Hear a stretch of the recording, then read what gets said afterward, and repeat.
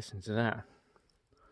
I can guarantee that there's more noise in your house than there is out here. Okay, I can hear a car in the distance now, but I've only just got into this area. Let's keep going. Well, all I can say is this has been one of the most insane days, and where I've come from is, as far as you can see in the distance, it is ridiculous amount of distance, absolutely insane. Just walked all that way on an orange alone because I didn't have any food left from last night, but I'm riding into the wind. It's just crazy. Like, I'm really getting an eye on like how I'm battling with the elements here, and it's like, wow, you know, this is insane. Basically, I'm actually thinking that I'm just going to surrender and just sort of like go with the wind direction, as long as it's not going north. So if it takes me down to South Spain rather than Portugal, then so be it, you know. But yeah, it's all pretty mental. Yeah. So I'm hoping to get to Soria, and then I'm gonna do a bit of music, and then just I want to try and get lift south, because you know, I didn't come out here to do hardship. I came out here to find my soul, so I'm not really here to totally stress myself out or knacker myself out. It's silly, you know. Well, the wind's becoming harder and harder. It's getting harder to push the bike up the hill, to the point where it's almost like a full stop at times. A little bit further each half hour.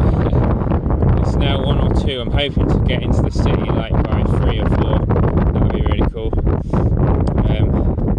God, it really shows you the expanse of this, you know, this world.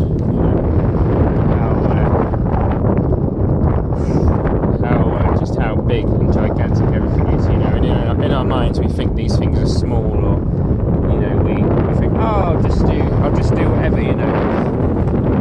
And it's like,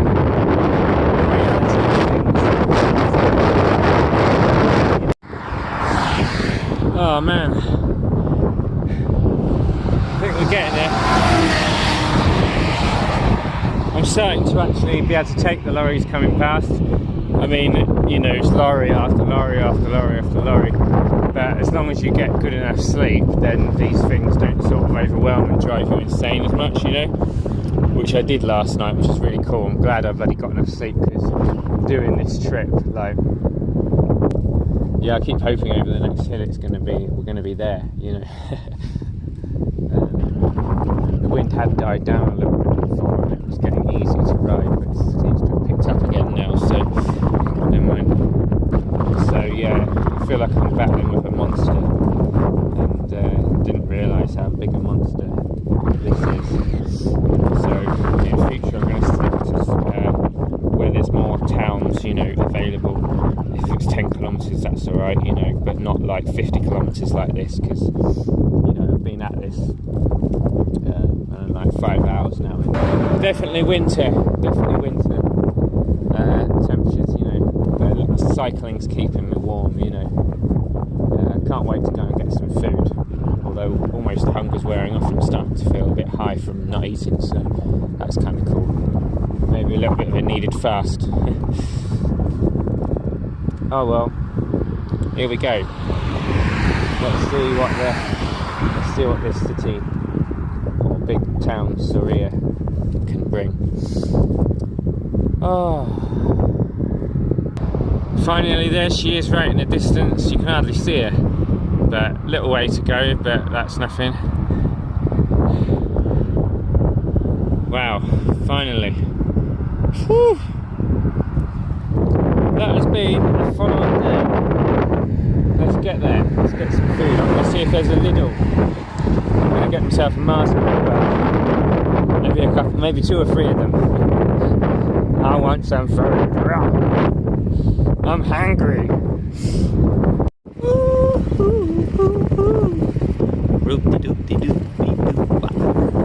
That was pretty funny.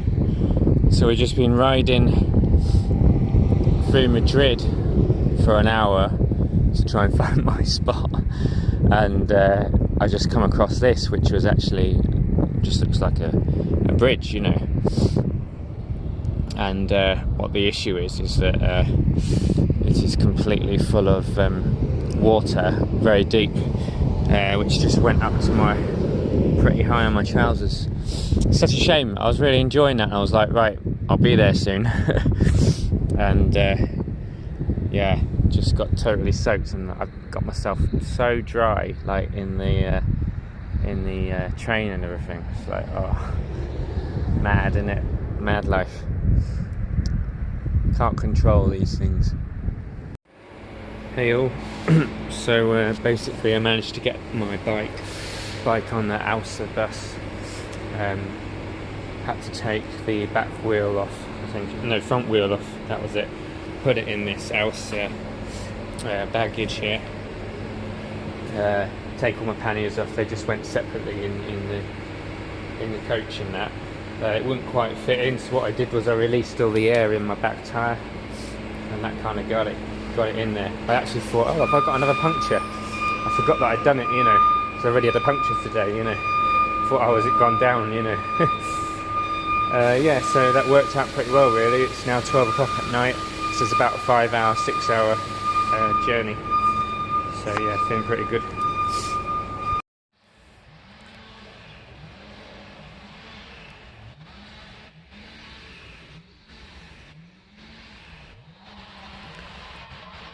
Oh, it's the type of morning noise you wake up to. Let's get on the track. We're near Granada now. Managed to get a bus into Granada last night. I think, as you saw, you got the bike packed in, and yeah, found this little nature spot. But yeah, got woken up at 9, so I've got 6 hours sleep. That will do for now. But for a musician who wants to, you know, bring through depth in his music, he needs a bit more sleep. But that's alright, we'll do that tonight. And check out Granada today, and then maybe head south if we don't feel like Granada's the place. We'll head south and get a bit more warmer, because it's quite cold up here.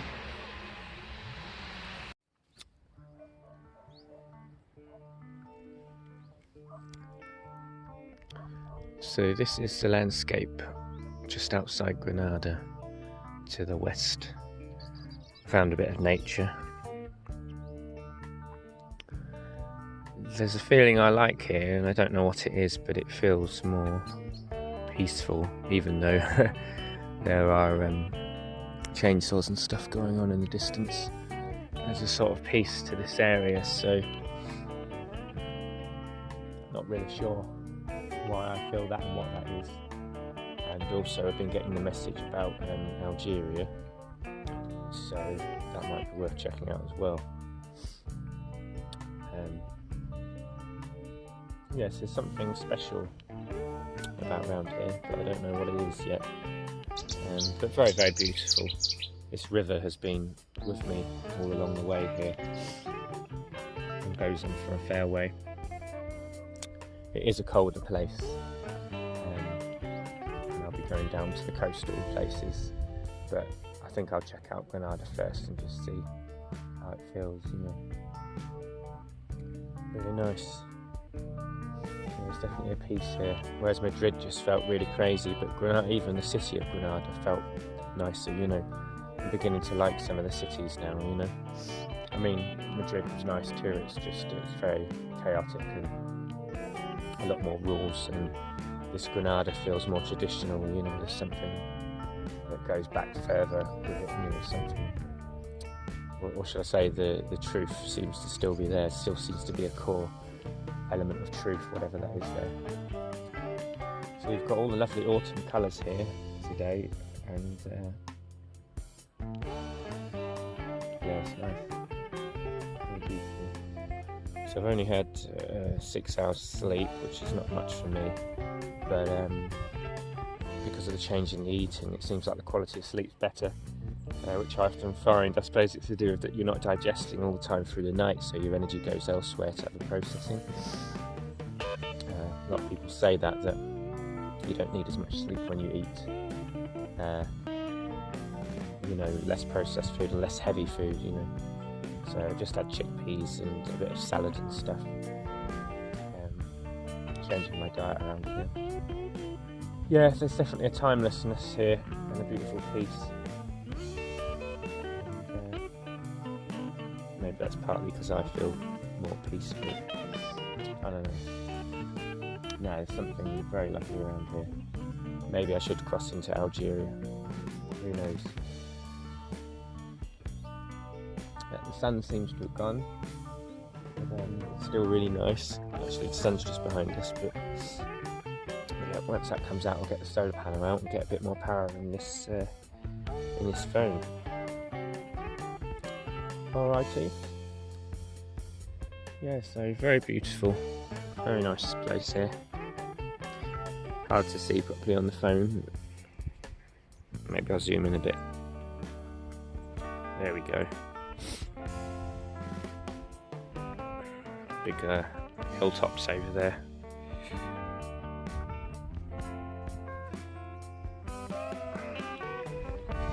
We've got our bike back on the road, all plugged in and ready to go, and we're actually heading back that way. Let's go to Lidl's. Let's go to Lidl's and buy a few things. Mostly raw veg and that today. I'm gonna take a step back from the manufactured foods. I think that's partly why I'm feeling more just at peace and more because the body is not going, wow, what's that? Like the natural foods bring a certain level of peace and balance to the actual body system, which then brings a peace to our mind and our emotions, and the very aggravating foods that we have these days, aggravate the personality and the mind and keep us in this sort of, just like drinking too much coffee makes us jittery, but people don't realise that a lot of the other foods do these things too. A lot of the other foods actually aggravate the system a lot as well. So, yeah, harmony through food. Alrighty, let's get on this track.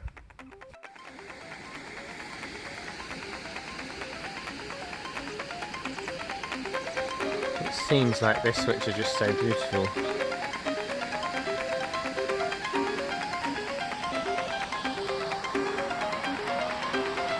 This river goes on a long way.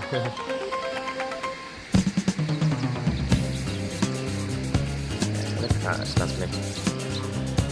Well, I guess we better go and head back in the other direction because that's where we're going. But part of me wants to just keep going. See what's down there. And what?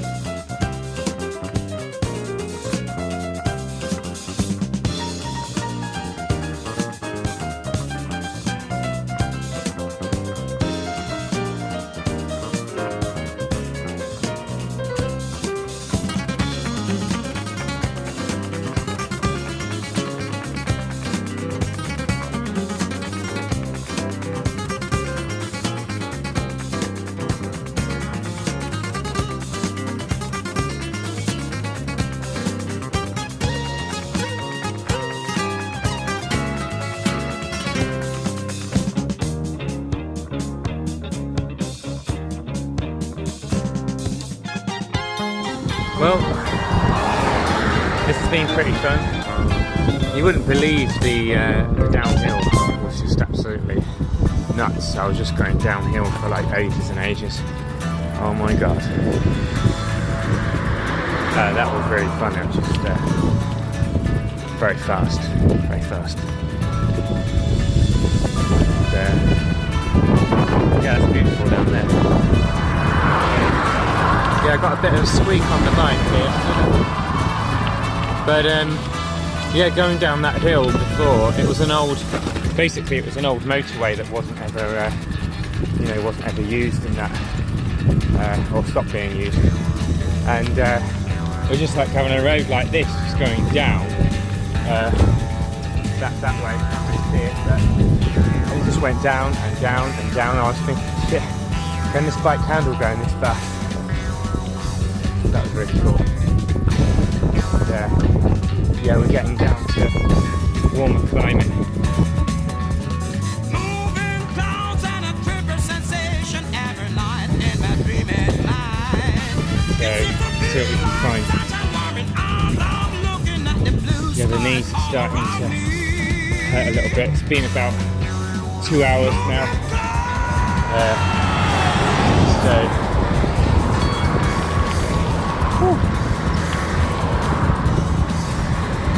Yeah, I was sat in a coach the other day and the knees, God, they couldn't handle it anymore. So oh, yeah. Rainbows strained my life and salvation came to me like a new surprise. Love and truth will follow me together with thread a line of death to begin a new life.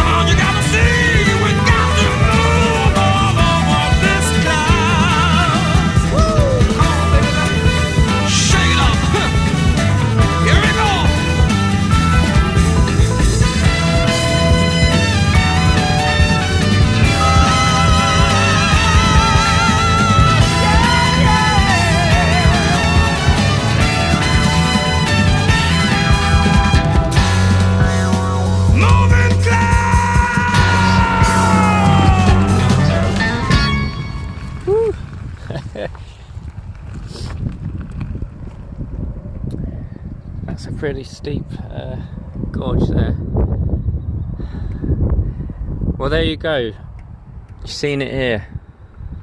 Beautiful Spain, South Spain. Lack of trees going on here, but it's pretty nice to be out here. And the sun's shining, I love that. So there we go. Brighten up my day, thank you. Clear sky. Clear sky. And we'll see what temperature it goes down to tonight down the bottom. Obviously higher elevation, the colder it is. Whew. Here we go.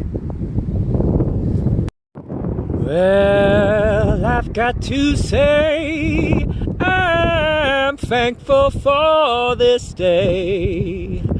I've got to say I'm proud to be alive. So show me, baby, unlift your veil. I've got to see your love prevail. I'm listening to your wisdom. Lift me from my woes. I thought I was drowning in the fears in my mind, but now I feel no struggle in my soul. Take me to your light, I will never fail. I know sometimes life is hard, but I feel the rays coming through, shining through the dark times and into the new. On and on I roam, surely ain't got no home, but I know my light will take me through the dark night. So through the struggles and the pain, I know there'll be no shame. I've got to roam across this land again. So take me to your light, I won't give up the fight. I'll be moving on, leave these fears far behind. Oh, my loving flows. I said, oh, my loving flows.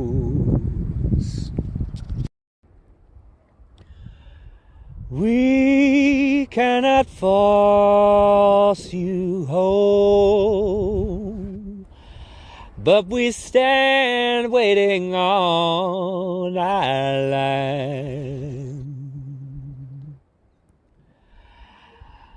I feel where you're going. I feel the light will heal. Ooh.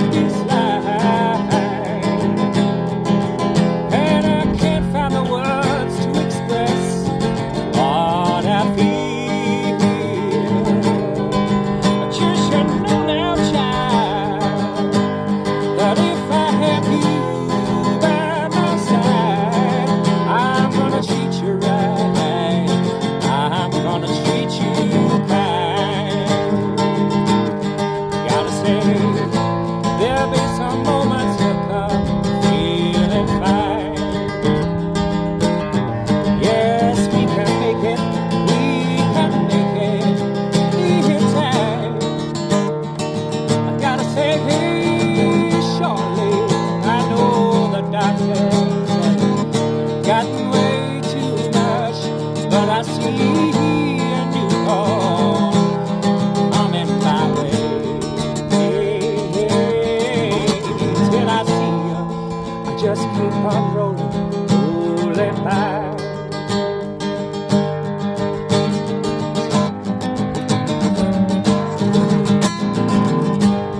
Take away the dark times. I looked into the deepest parts of my soul, and I tell you, I won't tell no lies. Oh no, I gotta keep on moving on. Yes, tomorrow we'll sing our song, and the truth will be seen.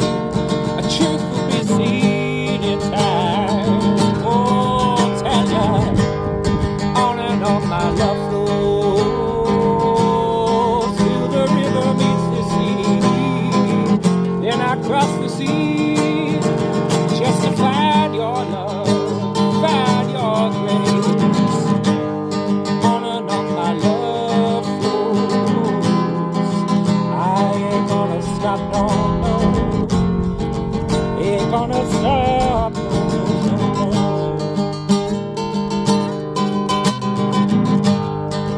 I've been thinking to myself, I know what is real. Your smile lifts my soul, and I'm thankful for your love. Oh, oh, oh, oh, on and on my love flows. Cross the river, cross the sea, I've been thinking of you.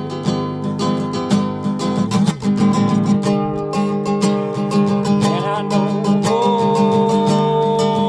the tides keep shifting me. Oh, this love moving right through me. And I'm pleased to say I'm thankful for it all wouldn't change away. And I know it's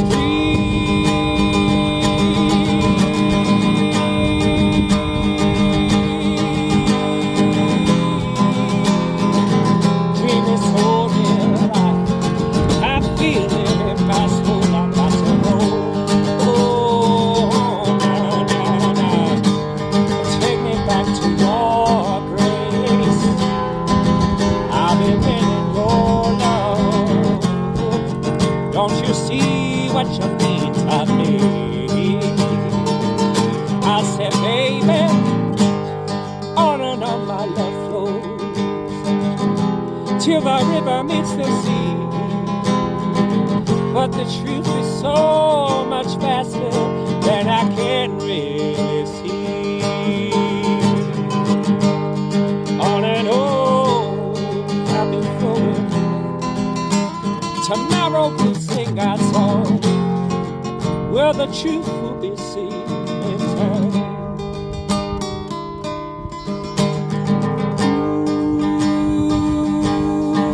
Hey, baby.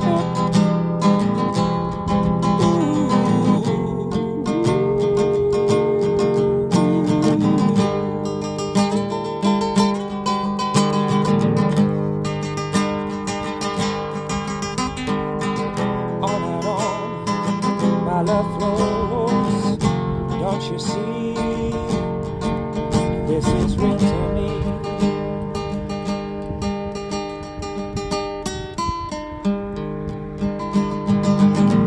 I've been thinking day and night about this life, and I can't find the words to express what I feel. But you should know now, child, that if I have you by my side, I'm gonna treat you right. wanna treat you kind.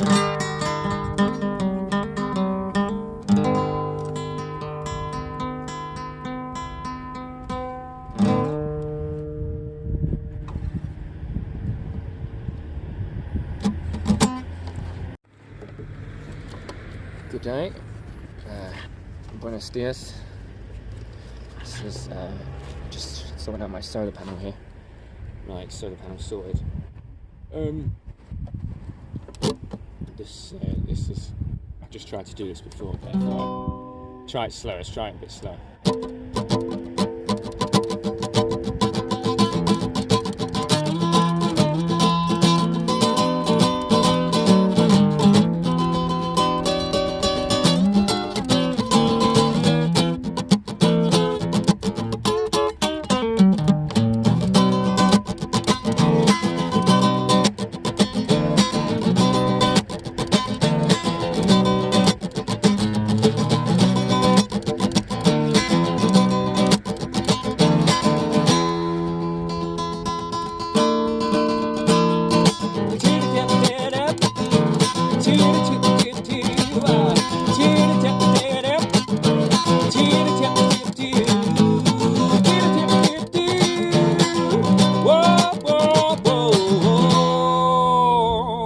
Sha-la-la-la-la-la-la. Well, I spent my life now searching for that tree, but everywhere I went, empty promises I did find.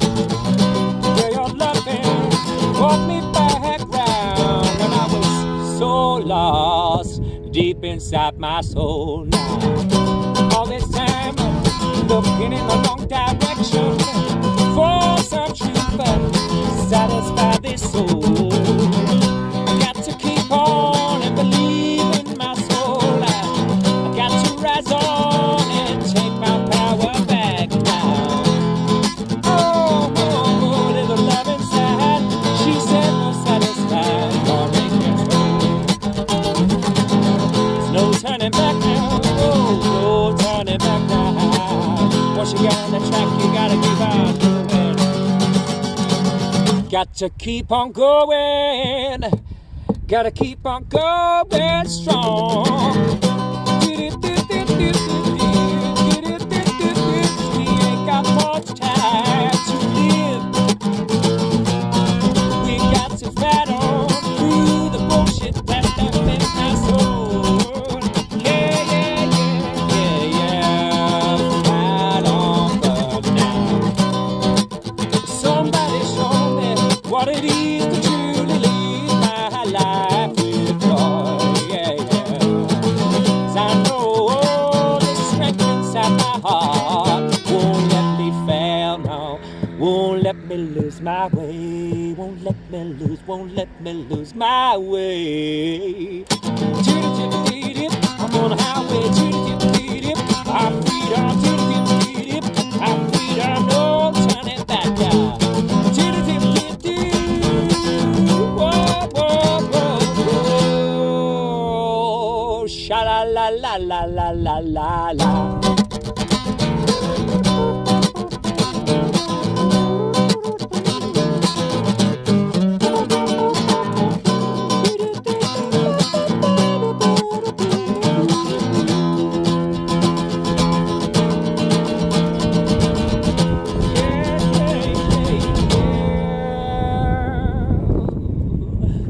I said, hey, gotta find some freedom. Gotta find some freedom. I said, hey,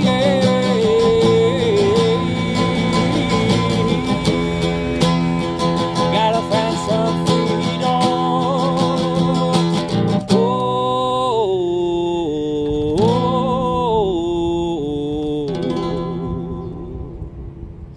Gotta find some freedom.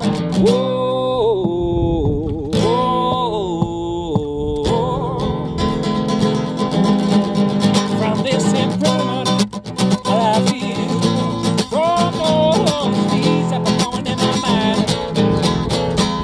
From this imprisonment that I feel.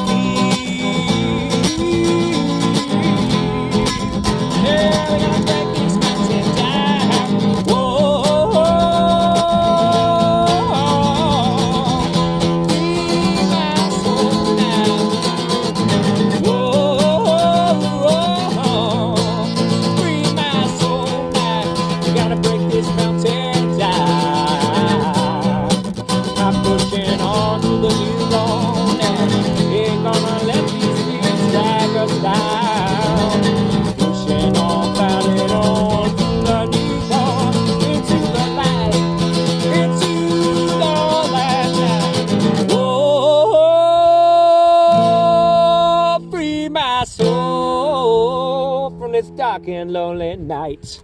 Whoa, free my soul. Gotta push on through these things now, baby. Yeah. Come on, show me what it is to live my life without these fears that dragging me down. We got to break this mountain down. We got to push on through that. We got to break this mountain down. Oh, I got to surrender, baby. We got to fight on.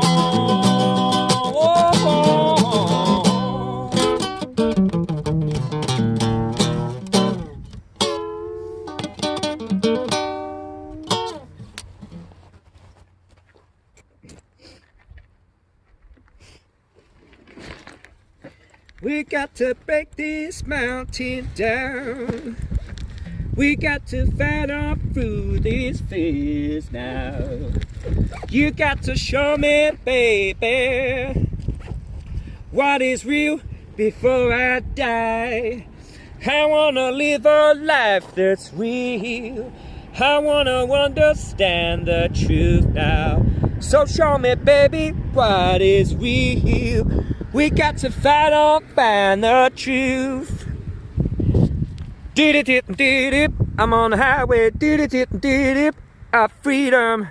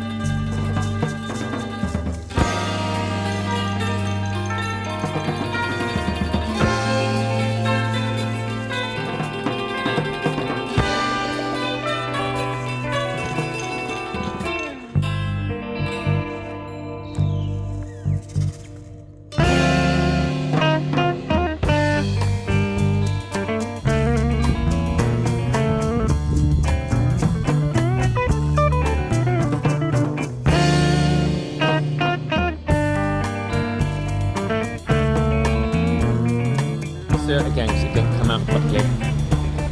We are currently in the sunshine city of Malaga. Yeah, so feeling good, got some energy today. The city is feeling nice, and we're going to go and check out some music and that.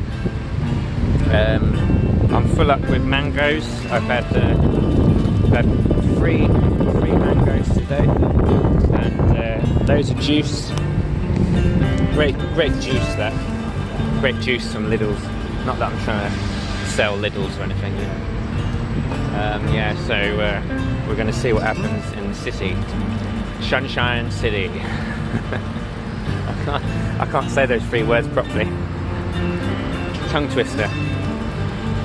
Yeah, so and then heading on to Gibraltar maybe after. So we'll have to see what happens. Yeah, we made it to Malaga. Woo!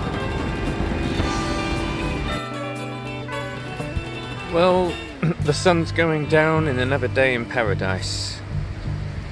Paradise, of course, which is that earth. It's this earth. We live in paradise. This earth is paradise. It's beautiful.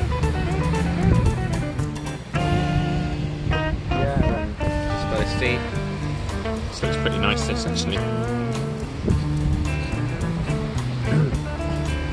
Really beautiful.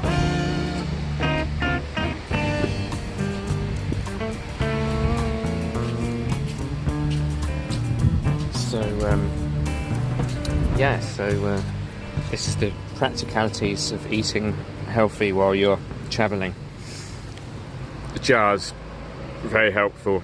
Jars of chickpeas, which we put extra stuff in, like avocado and celery and beetroot and all that.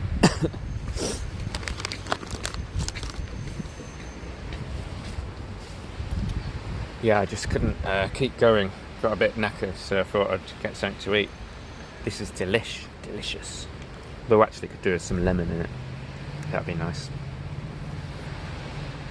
Working on a song at the moment.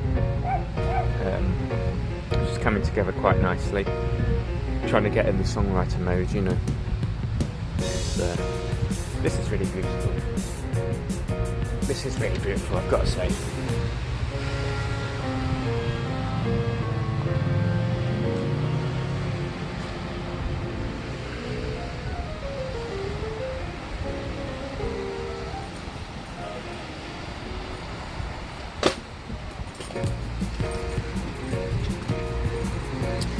A lot of people, you know, on those scooter things, a lot of people riding bikes and that here.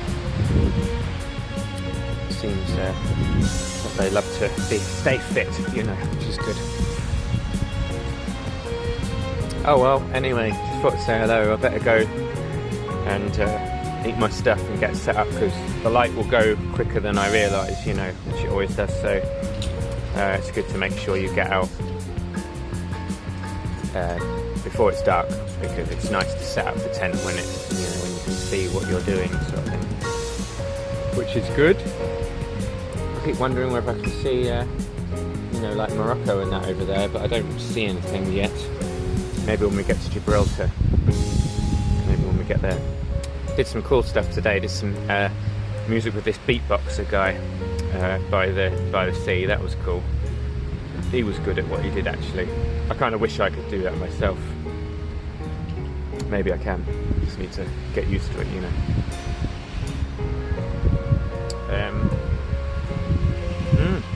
Feeling very grateful. Feeling very alive. Fresh air. Need to deep breathe more. Yeah, definitely need to deep breathe more. Meditate more. Yeah, definitely need to do that more. I love the light in these. This is beautiful.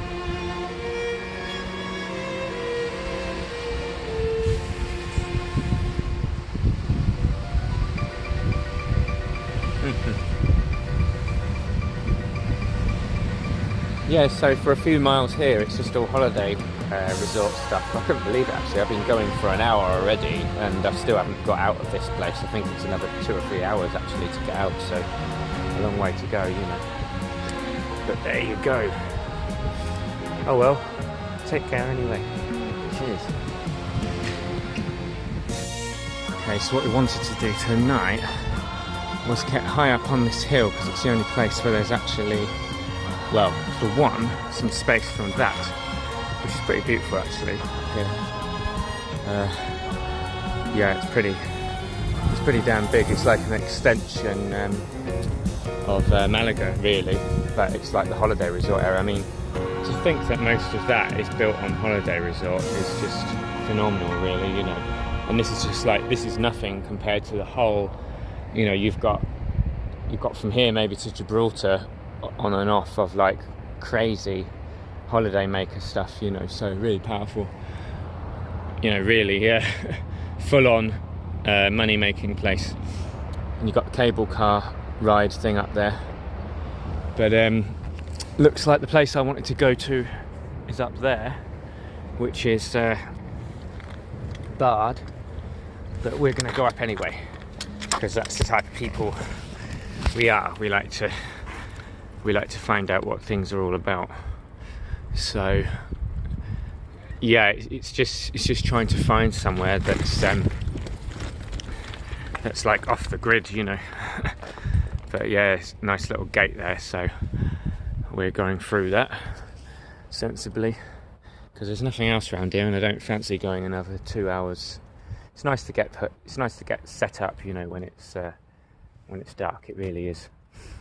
Before it's dark, you know, or at least when it's just started getting dark, you know, and get sleep and wake up really early. So that's what we're going to do tonight. At least we hope so. As long as everything goes to plan, I will be in my tent very shortly. All I can say is this is one steep buggery of a hill. If I let go of that brake, that bike is gone. We're you can't see much here really, but you can see below the crazy tourist place, and I'm literally on this extremely steep gravel path here. We're going up that way. There's cable cars, you can't see it actually, but anyways, cable cars like every so and so distance. Well, we managed to get up that hill, and that was quite a belter. That was quite something, I've got to say. Very, very steep, and hilarious really, just trying to push that bike up it. If anything ever gets too steep, you just have to take all the bags off, you know, and really push it up. But yeah, I was sliding about all over the place. Oh, it's hilarious. But yeah, no, I feel quite strong these days though. Doing things like that feels very easy. So I found a very special place actually, and this is really beautiful actually. You'll have to wait till tomorrow to see what it is, because we need a bit of daylight for that. But yeah, I kept on going up the hill. Kept on going and going, and there's cable cars go up there, which you just probably can't see at all, but and there's massive rock face up there, which is really quite amazing. But yeah, just around here we can see again the city, and well, I mean, I call it a city because it's still like a city, but it seems to be just one big city that goes along the coast, even though this is not strictly Malaga anymore, you know. But yeah, you can see the planes coming in and out from Malaga. There's some light in the distance actually. I've been wondering what that is. It could be a ship, or it could be a city on the other side, Morocco or whatever, but I don't know. But yeah, so yeah, it's nice to be able to get up a hill like that without, you know, dying, without being too knackered, you know. So that's really cool. I definitely think eating really healthy is definitely helping. It's keeping the energy flat like that, you know, it's keeping it very stable. And there's a negative and positive to that. I mean, a lot of us, like, we eat and, you know, it aggravates the system and it makes us more, think we're more energetic, you know, and we seem more like excited and stuff, but it's not always coming from a truest, you know, excitement, if you know what I mean. You know, it's a high sort of thing, you know. And my friend was talking to me today about the food and that again, and saying how great it is, you know, but also that, you know, when he alters and changes his food, he feels more emotion come up, and that can be really hard, you know. So point is, it makes you feel more real, you know, but being stable is nice because, you know, you've not got these mood swings and stuff, you know, and I do prefer that really, you know. And it's nice to have a clear mind so you can really think about what you're doing, you know, and I'm trying to songwrite at the moment, so that's really cool. But yeah, I'll show you tomorrow nice, you know, view of this place.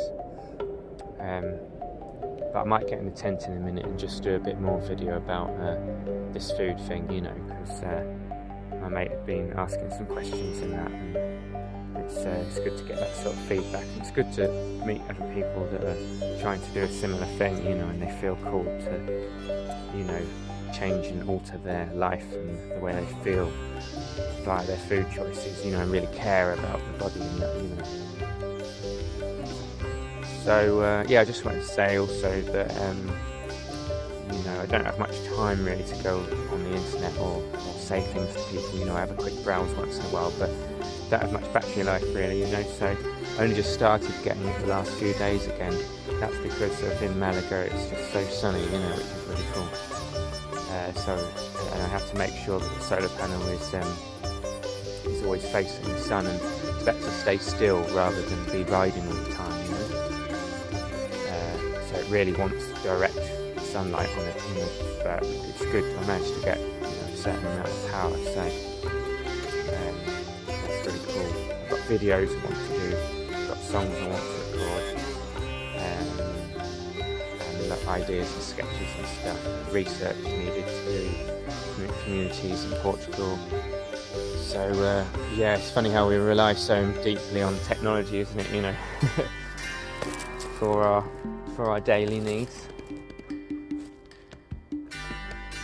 But yeah, just learning so much with all this, learning when to have rest, you know, and I'm aware I need to have rest twice in a day really to get more balance, and really I think it's good for everyone really on the planet right now to sort of like stop and tune in and really just, you know, breathe for a minute and just let go of everything for a second and really think. It could be anything. It could be water, I need some water, or it could be, you know, I need to go out for a walk, or whatever it is, you know. And in fast-paced society, you know, being able to stop and you know, go within is very powerful. So we all know what we need to do more. It's not always so easy doing it, but you know, over time, hopefully, the idea is you go up the spiral of evolution, and you know, things get better. So that's what we want. That's what this is all about. And yeah, a certain level of goodness. Radiant, being radiant. It's about being radiant from our soul.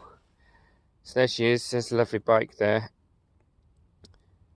And we're going to unpack everything again, do our daily routine, and hopefully not be disturbed. I very much doubt it around here. So yeah, we're going to put the tent around here somewhere. That'll be nice.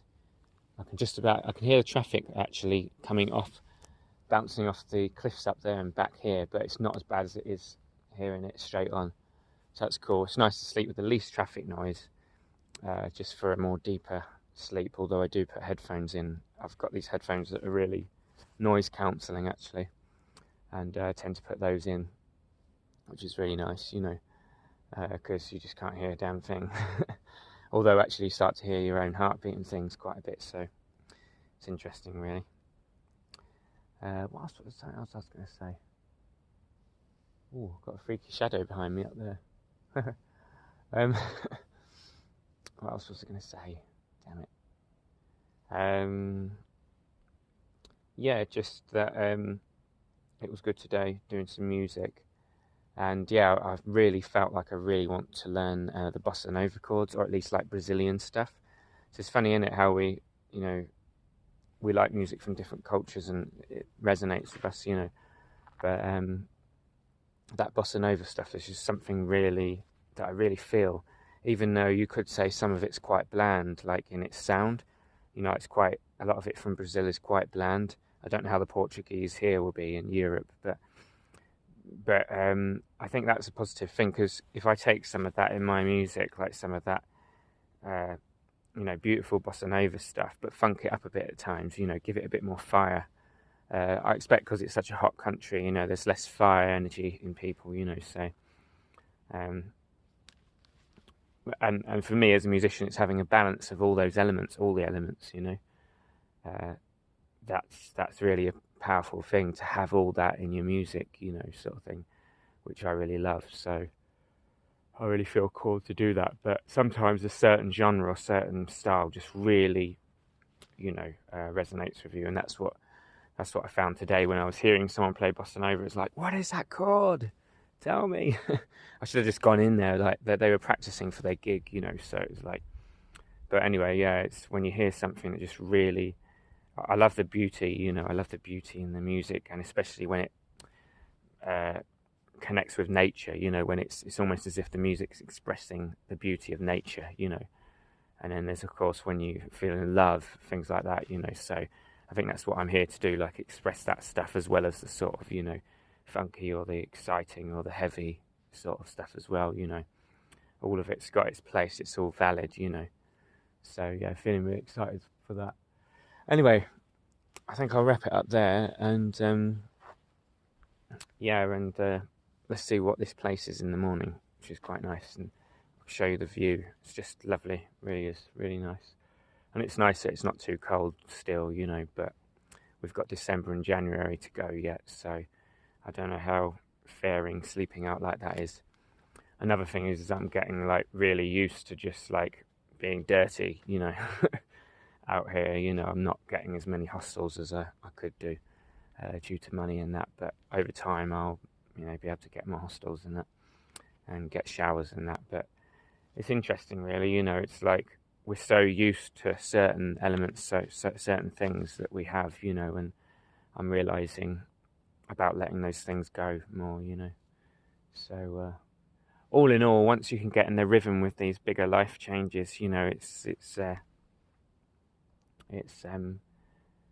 quite powerful, you know. But it's getting yourself in that rhythm and knowing what you need and when you need it, and you know, being out like this isn't for everyone. And some days I'm like, why am I doing this? You know, some days I'm really just like, what the hell? You're nuts, you know. You know, and like you're getting older, and you know, you can't do another 10 years of this. You need a base. You need to be stable, you know. And then I think to myself, well, like, you know, how am I going to get, like, you know, however many grand together to get something, you know? So whatever, you know, but that's all fear, and it's good to just try and let that go and just do what you're here to do, you know, be what you're here to be, you know, because we can't control any of it, you know, can't control any of this life. And I suppose a certain element of trust is needed, and just to, you know, to go with the flow, as long as you're not just going with the flow in a, you know, in a way in which you're giving your power away, but more like you're going with the flow in a way where you feel on path, you know, you feel inspired, and you feel, you know, aligned is the word. And I keep hearing in my head, you know, this is your destiny. So yeah, we're talking about almost like aligning ourselves with something that is so powerful, so for us, so beautiful for us, that it's almost like it magnetizes us. You know, we get magnetized into that vortex of that energy, which is us, you know, rather than, you know, because obviously we learnt from a child, you know, to sort of, and through the schooling system, all that, especially for creative souls, that wasn't really what was wanted as much. And, you know, to pull yourself out of that orbit. But really what we want to do is like orbit ourselves back into a rhythmic pattern in life which serves the soul, you know, which serves our evolution, you know. And that's what this has all been about for me, you know.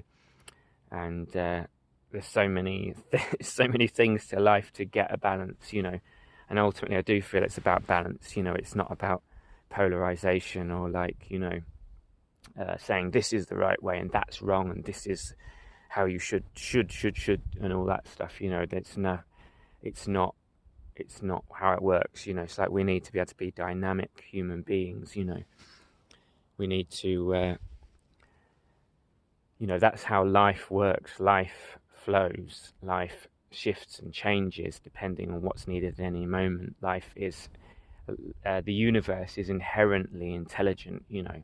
So the more we can stop controlling and get out of the way of that intelligence, and the more we can actually, you know, tap into that intelligence, be that intelligence, you know, allow is a good word, you know, the better, you know. But it's like I can say all that, but it's not necessarily, you know, that I'm living that, you know. But I do believe that, you know, the more we get connected to what it is we're here to do on the earth, or even just what makes us feel inspired, you know, as soon as we start doing that, you know, other things start to fall into place. The things that we don't feel as happy about life about tend to fall into place, or we can deal with them better, you know. So essentially, I guess what I'm saying is that in the modern way of our normal world, you know, for quite a few thousand years, I suppose, well, we've always struggled as a human species at times, you know, but, you know, we've not known how to play the game of life, you know. We've not really known how to work with the universe for quite a while as a species in general, you know. And so I suppose it's time to sort of learn that, you know. And you know, being ourselves, being authentic, being who we are, well, that's one thing, it's not always the most easy, but that's why I'm recording this video, you know, just to actually be real. But anyway, point is, you know, if we're living a lie, we don't feel comfortable with it, other people don't feel comfortable with it, they feel they have to disown themselves and shift and change, you know. It's not really the way, you know, that someone like me wants to live. I want to live more authentically, and when we do that, it inspires others to live their authentic truth, you know. So that's what it's all about. And this life's a beautiful gift. We know that so much. And let's keep on keeping on. Let's keep on keeping on. So anyway, that's what I feel about all that.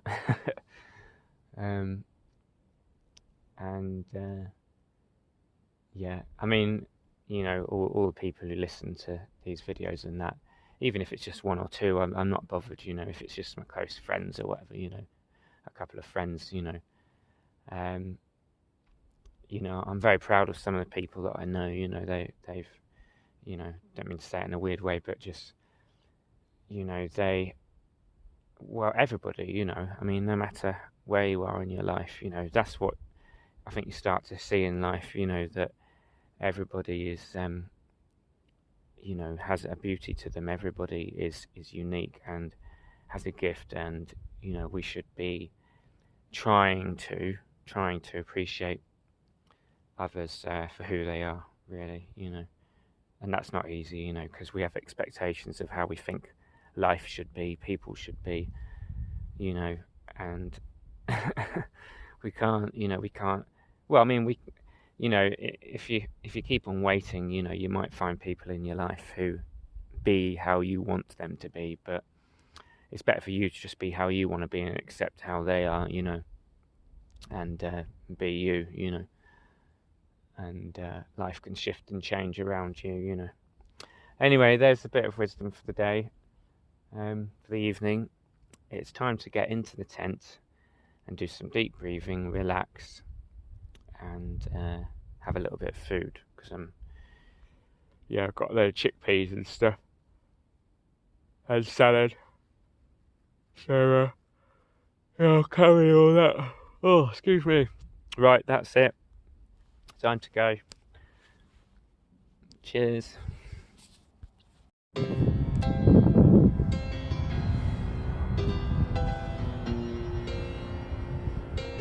Here we are then. I literally just woke up. Now the cable cars have started moving already.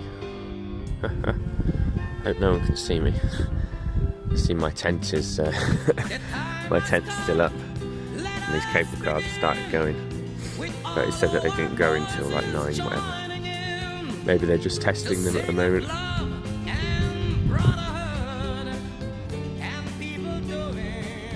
Oh, it doesn't matter. So there's the view. Pretty amazing. It's going to be a bit of a cloudy day today, I think, so I'm going to save this power and keep this video as short as possible, really. But yeah, that's the road we've got to go back down again, so that'll be quite fun on the bike. It's very steep at one point just over there, so I might have to walk down there, because if one of those brakes fails, I'm gonna. So yeah, don't want to be a goner.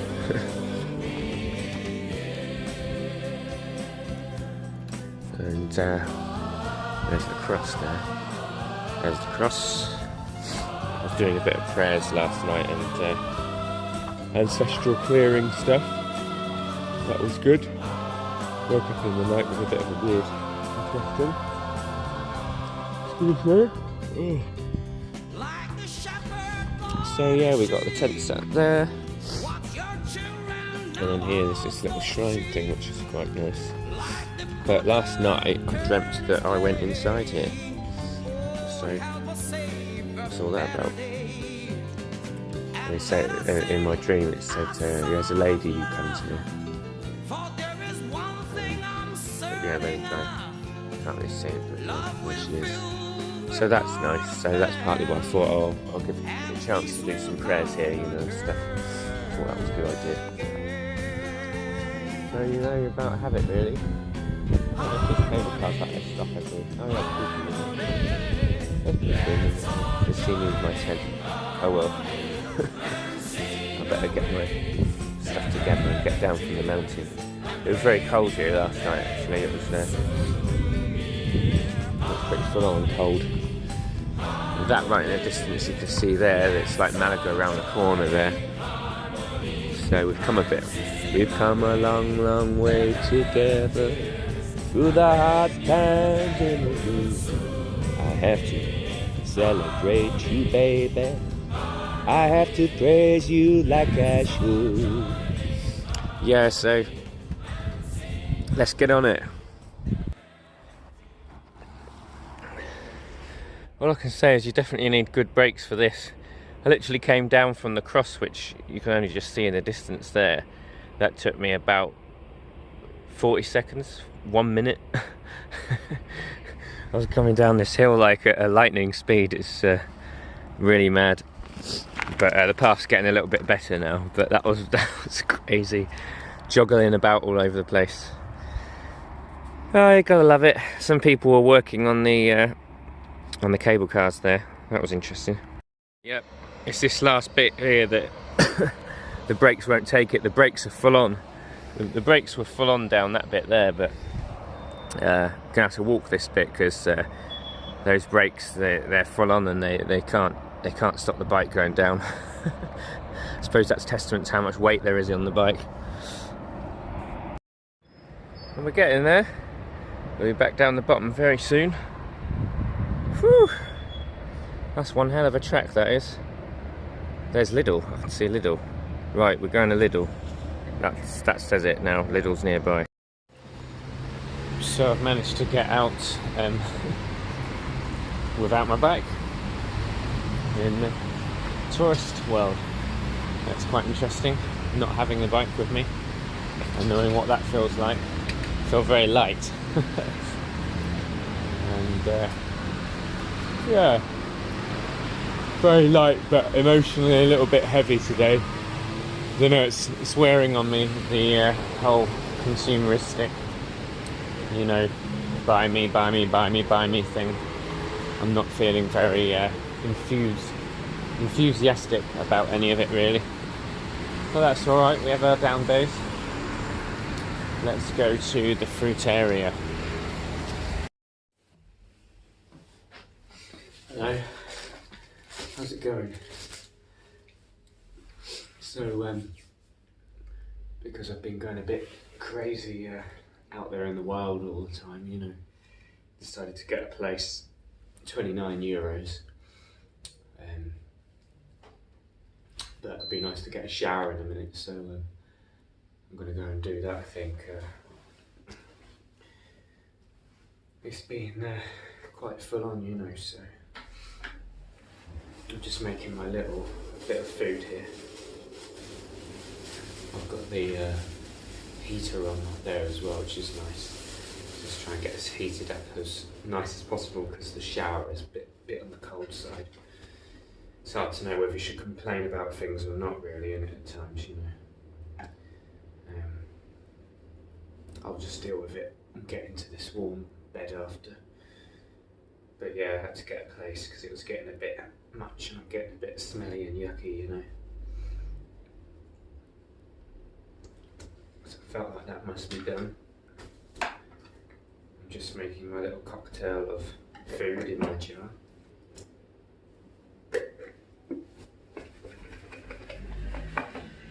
Chickpeas, a bit of coconut, a bit of hummus in the chickpeas, which is quite nice. That's the only thing I've got that's kind of manufactured, so I'm trying to keep everything as simple as I can, you know. That was the point of this video really. It was about the sobriety, you know, about being crystal clear and here and present, you know, rather than drugged and, you know, numbing out, and because that is a big part of the system, you know, a big part of the system that we're living in is all about numbing ourselves out, you know, it's about money being made out of our addictions and the parasites in us that love to feed, you know. And the parasites like the more manufactured foods, you know. So, what's that? That's all that is. Anyway, yeah, so basically, you know, I'm noticing more being out there, the tourist stuff and how mad it is and how everywhere is mad, you know, not just tourist places, but, you know, our culture in general, the earth, you know, the people of the earth and the need to sell things to make money, you know, we create more things than we actually buy, you know, we're manufacturing so much, you know, extortionate rate, it's unbelievable, you know, and you know, it kind of matters really.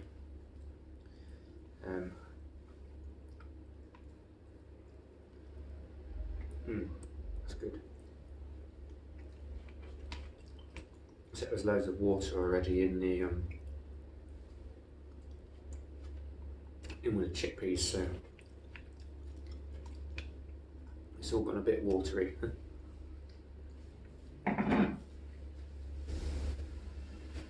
Anyway, so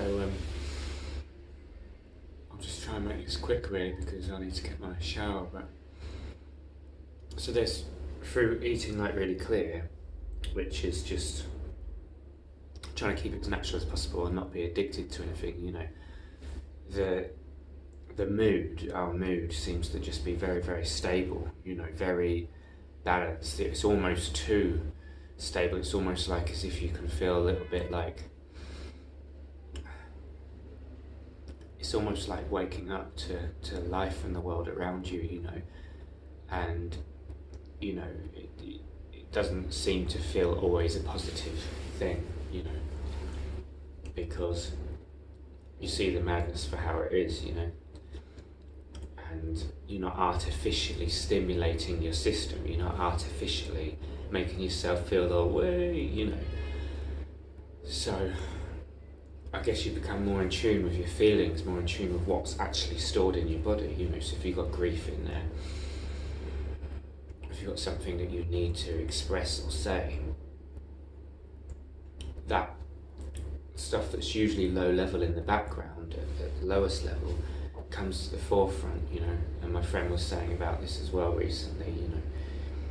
So there's this real clarity, and already, I mean, you wouldn't believe this, sounds like a joke, but I can feel the difference from eating the, you know, the humus, which is being manufactured, than like the stuff as it comes from nature, you know, which seems to bring a real clarity. I suppose that's the thing I've been wondering, like, why am I feeling recently more, it's almost like I can hear my soul calling in the background, you know, my soul calling, and realising that what appears directly in front of me doesn't serve, you know, the materialism, all these things. I mean, part of me wants to be able to have the money to buy nice clothes, blah, blah, but that's like a take it or leave it thing, you know, you don't necessarily need to have it, but you don't necessarily need to push away materialism, you know, because we need to be mindful of it, of course. But the sobriety, like the coming off these things, really brings this clarity, really brings you back into centre, into what really matters in my life, because it's almost like you're not denying anything, you're not in denial, that's it, yeah, you're not in denial. When you're not in denial, you can really face what is true in your life. And one of the biggest things is, you know, when we are using food to numb out, you know, to numb out the actual body and the emotions, you know, and the clarity that comes, you know, through cleansing the system is really, really powerful.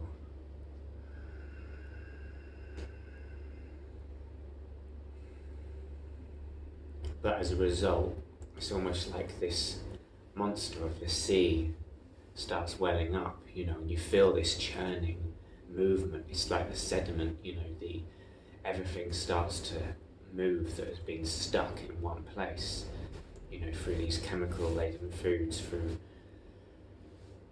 overloading the digestive system, you know, through all that.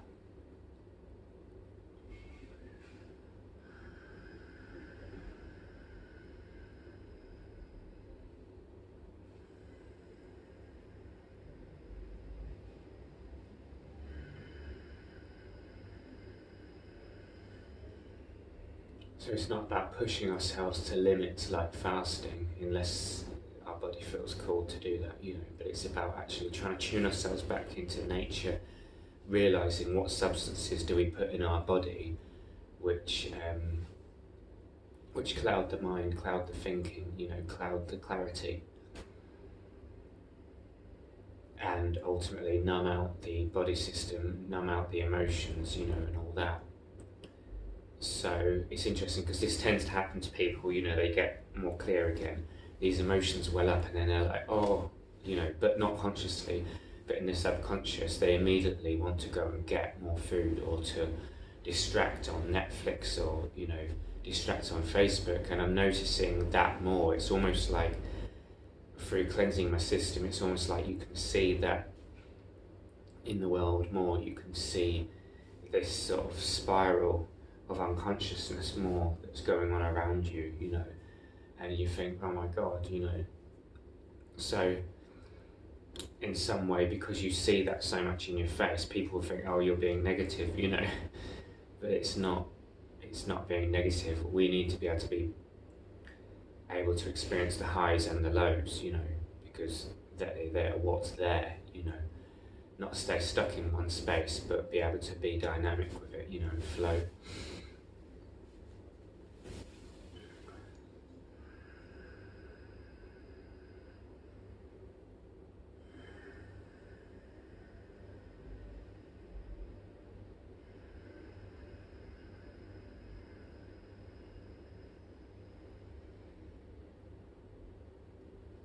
So in a way, it's like we're uncovering what's underneath all of this. I'll just turn off this, turn off the heater a minute, just for a bit of quietness and clarity.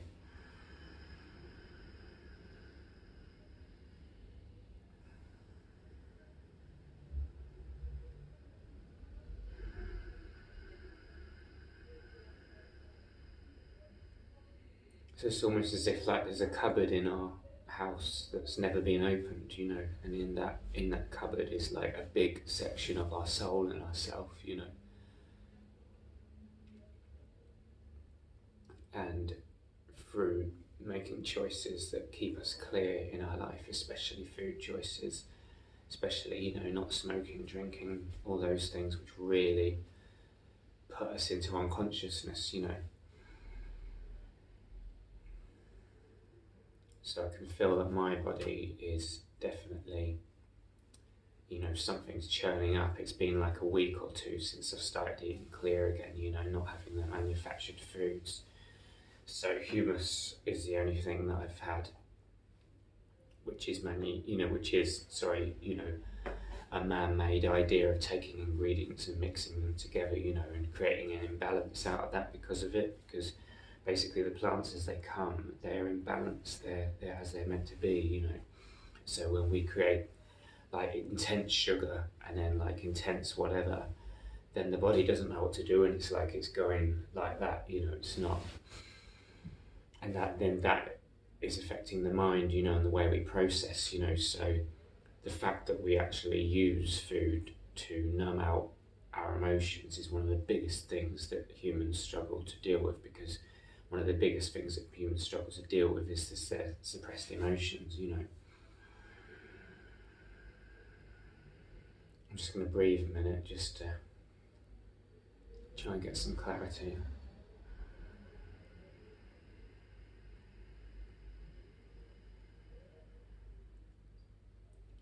So it's like the pull for things like cheese. you know, for cheese and bread is one of the two biggest, you know.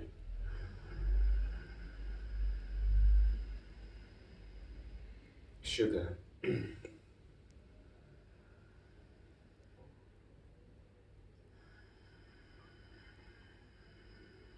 So essentially what I'm saying is that a lot of the time our food choices are not soul guided.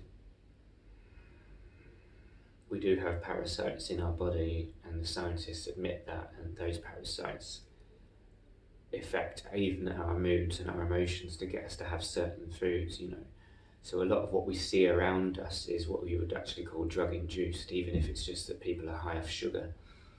And people might laugh at that, but it hasn't been taken seriously enough that what we are actually ingesting is really, really having a big effect on our psyche, you know, and especially over time, you know, is creating blockages within the system, within the body system.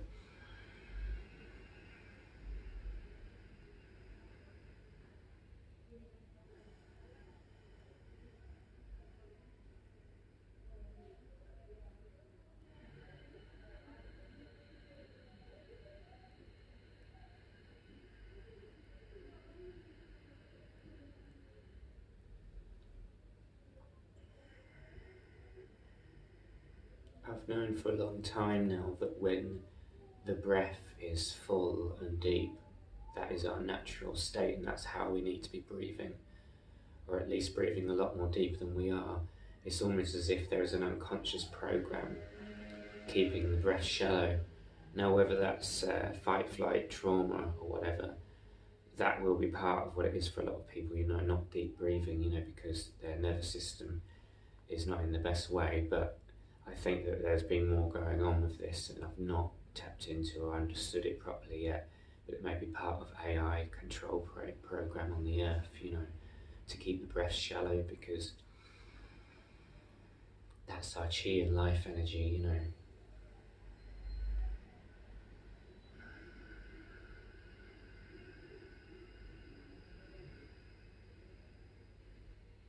And what I will say is when our breath is deeper, spirit will be able to get through to us more, you know, our higher energies, our soul, guides, our protection, our family in spirit.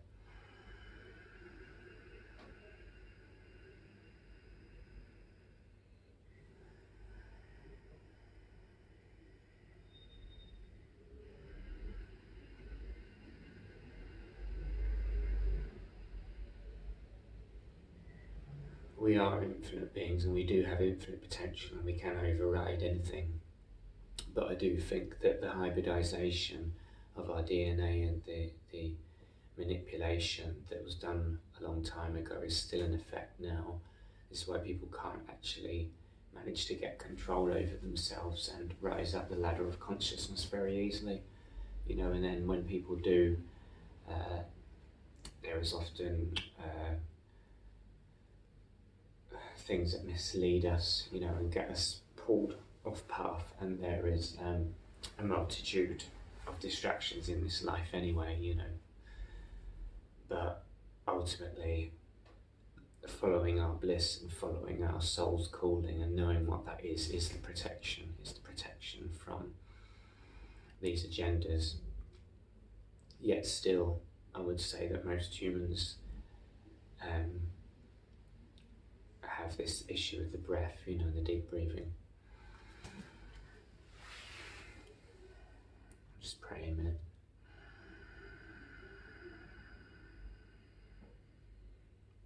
Ask for clarity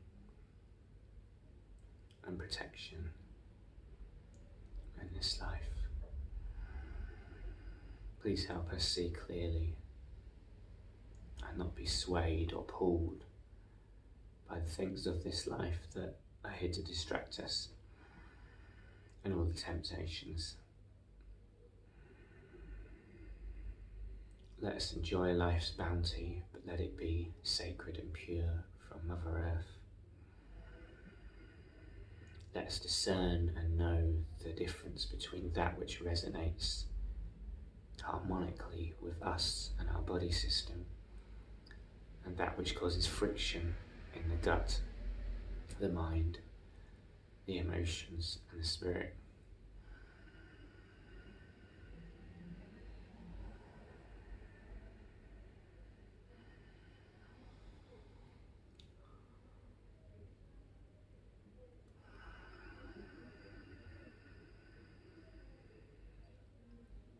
breath is very, very powerful.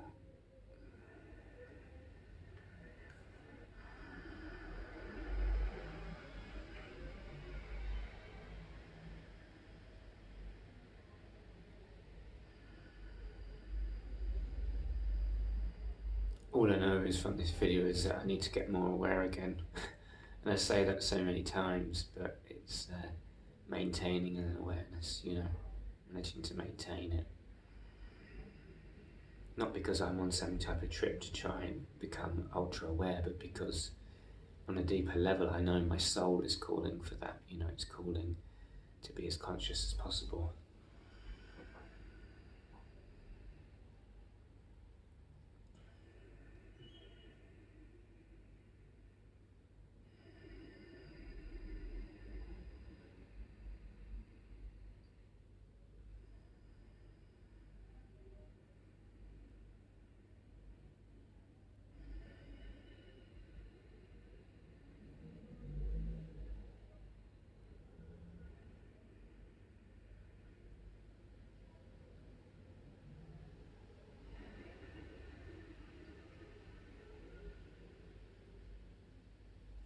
As Eckhart Tolle used to say about presence and being and that state of being, there's a goodness in there, you know. I don't think he said that actually, but there's a state of good, there's a feeling of goodness in there, just like the good foods when you eat those which are clear from Mother Nature, divine, and they are designed to work with our blueprint, our sacred blueprint, you know.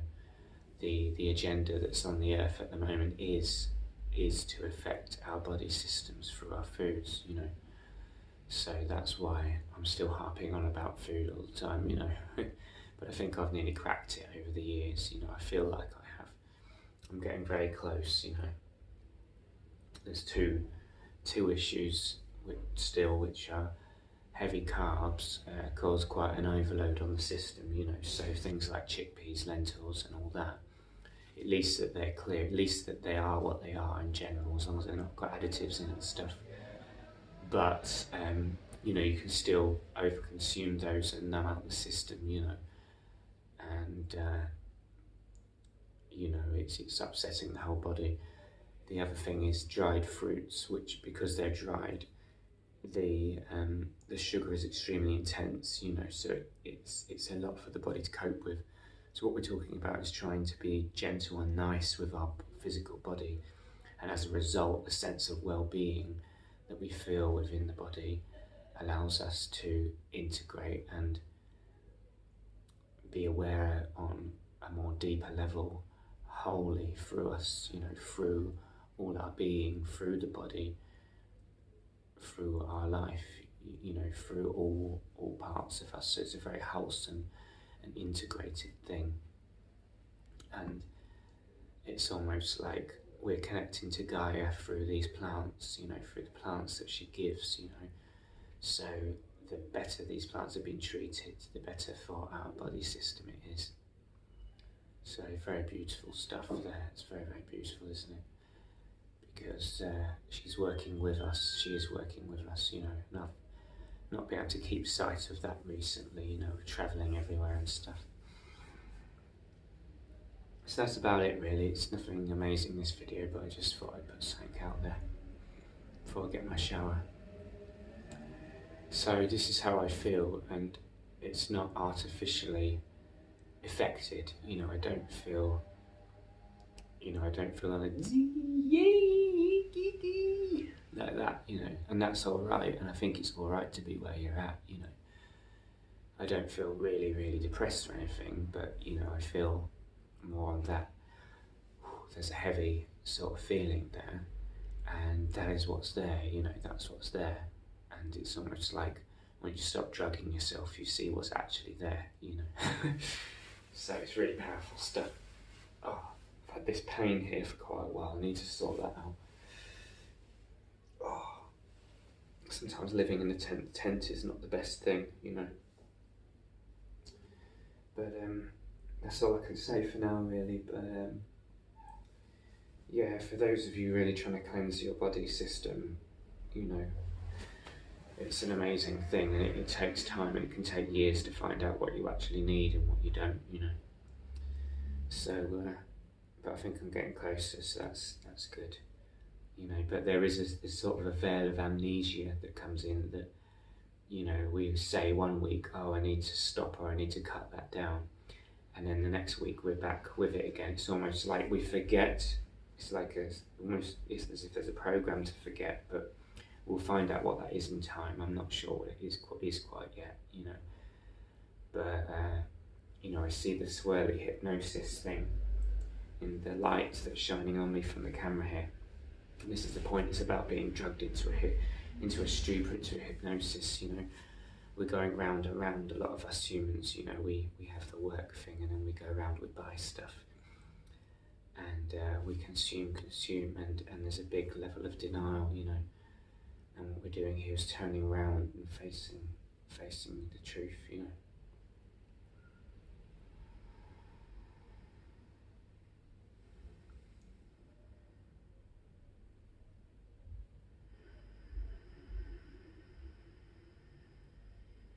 God bless you people, and God bless this life. Let's put this heater back on again. So I think this is the right path for me because I feel what I do and I have a bit of less tolerance for the system, and I think that's all right. It's coming up because I'm not engaging in it, you know, I'm not becoming part of that agenda. So it's like there's a soul weariness, there's a soul tiredness of it. It's almost as if we could be two different people, you know, like if we started eating all the manufactured foods, you know, especially the cheese and the stuff with E numbers in and all that, which take us down a different timeline, humanity down a different timeline. It's almost as if we can become a different person there, and that person, their consciousness is lower, you know, they're not. Some people can manage to still rise out of it, you know, but overall it's not holistic, it's not what we would be doing in our truest self. We will be eating from the nature, you know, we would be working with the spirit of the plant, you know, and working with life. So we're talking about working with life here. Okay, I think that's about it really.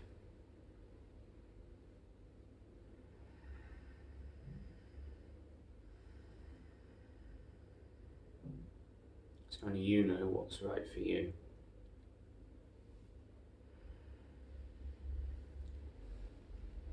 I think I'll leave it there. Take care, eh? Cheers.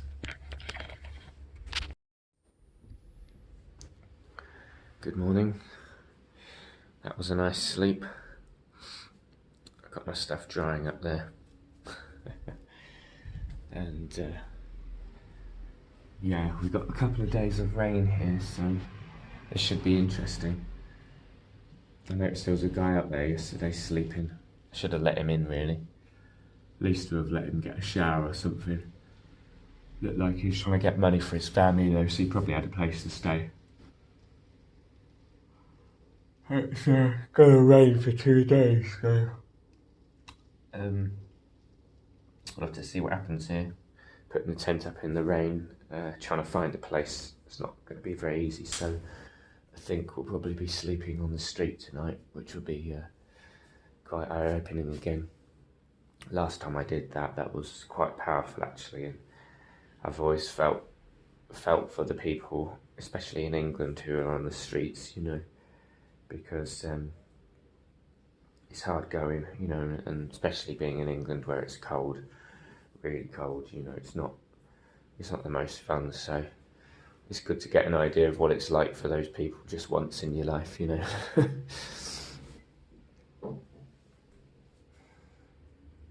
That's about it really. Get the bike packed up, get the bike downstairs, and get out there. I think I'm going to eat a bit of comfort food today.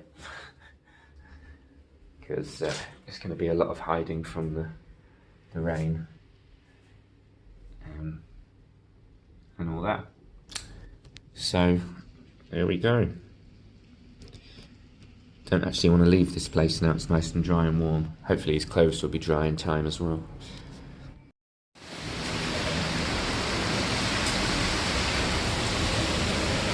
So it's been a few hours of this, but I'm glad I've got a Lidl at the moment. I'm glad I've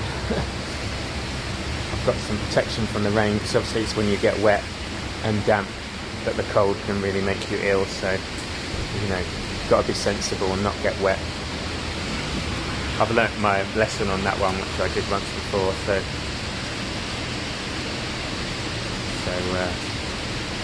if the rain doesn't stop, then I'm going to just stay here, I think, for the night, you know. Hopefully it should be able to stay warm enough, you know. It tends to be a bit cold in the tent actually, but we'll see. I've got an extra layer on today, so it should be interesting. I think it might rain tomorrow as well, so it'll be nice when it stops again, you know. I suppose this is a time to go in and meditate, you know, and just relax. I started playing my guitar out here, but the security guard came out. So that got halted a bit, but I did manage to play a little bit in the town. So.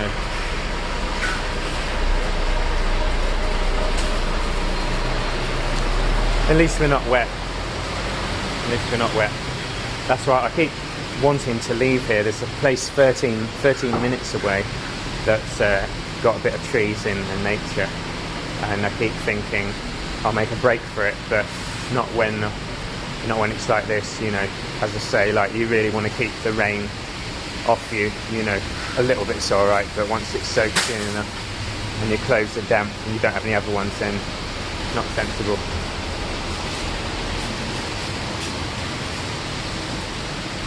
So good chance to meditate and you know, go within. So there we go. There we go.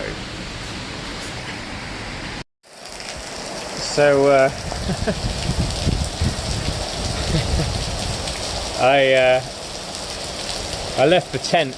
I left the tent set up in order to come out to town to get some Wi-Fi, so I could get some more credit for my phone, because I had no data, I had no internet, and it's someone's special's birthday tomorrow, so I wanted to be able to upload a song that I recorded for her.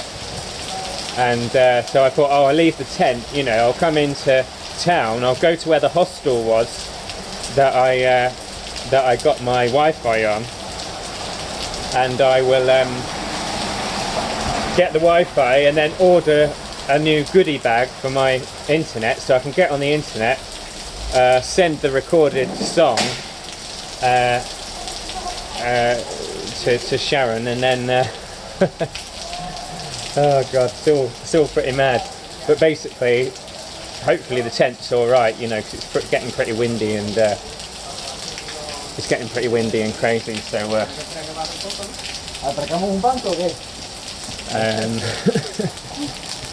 so I've just got to wait for this to sort of ease off, and then I'll go back, and hopefully the tent's all right and that, you know. So this has been a pretty mad evening, but yeah, it'll be all right.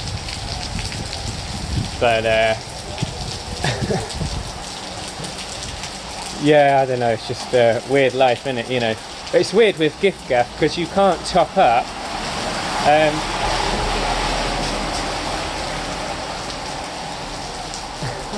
poor bugger's getting wet over there. You can't top up with giffgaff. You used to be able to top up with giffgaff if you ran out of credit, you know, even though you didn't have any data left on your goodie bag. You could go to giffgaff.com as the only site you could go to, but you would be allowed to top up. But nowadays you can't do that, so it's like I have to go and get some Wi-Fi, and then I can upgrade, you know, I can get my new goodie bag, you know. But at least the song's recorded, and at least it'll be sent to her for her birthday tomorrow, so that's cool. That's the main thing. Even though the song's not finished, I'd wished it was finished, you know, but I never managed to finish it in time and get proper words and stuff, you know. And that annoys me in a way, because I like to really feel, and I like to really be able to put into words what I mean to say, you know. And when a song's not finished like that, it's like, you know, you can't really do that. But never mind, you know, she'll get the gist of it, I hope.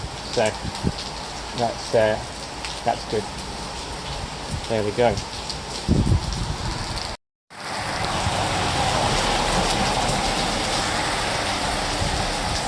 This is oh my god, if this tent is still alright. I think all the holiday people are thinking, what the hell's going on here? I mean, this is like totally flooding out. I mean, my tent is on a hill, so there is a sort of slope of water. It was already starting to flood in the tent as well, actually. I mean, I've got some of my lyrics written down in this notepad, so I'm hoping that the lyrics haven't been destroyed in the notepad, you know, and then there's clothes and stuff in there, you know, so, I mean, at least the clothes I'm wearing aren't wet, you know, but it's, you know, sensibly, we don't want to get wet, you know, and we don't want to get wet in the tent, you know. Luckily, I have got a little bit of money, so I can get another hostel to try and dry stuff if I need to. But yeah, this is pretty intense. This oh dear. I was actually thinking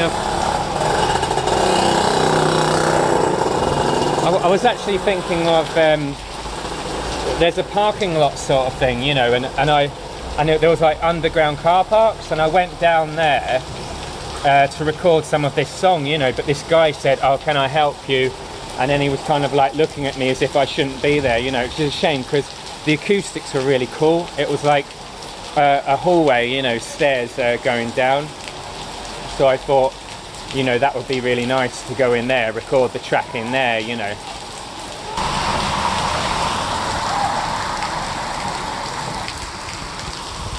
Anyway, I won't go on and on, but I think that this is just a matter of waiting it out, you know, and it tends to, when it rains in, you know, these more southern Europe countries, it really rains, you know, it's like it tips it down. And in England, often it's just like, you know, bits of rain here and there. So, yeah, it tends to really chuck it down. I can remember on Tenerife once it chucked it down, and because the mountains and the, you know, where we were, it's very dry, and the soil was different. The soil doesn't soak up the rain and that. So, like where we were sleeping, all this water just came down and flooded us, and we woke up in the morning like being flooded, you know, like my phone got damaged and stuff, you know, and it was mad, like, you know, woke up totally flooded, like a thick sort of, you know, where we were laying like that, you know, load of water. So it's times like this you realise how nice it is to have a stable base, you know. But at least the plus I've learned, which is just do not get wet, you know, don't get wet, and you'll be alright, you know. So I've got a little bit wet, but it's not enough to really soak in. So yeah, just wait for this to, it's beautiful really, you know.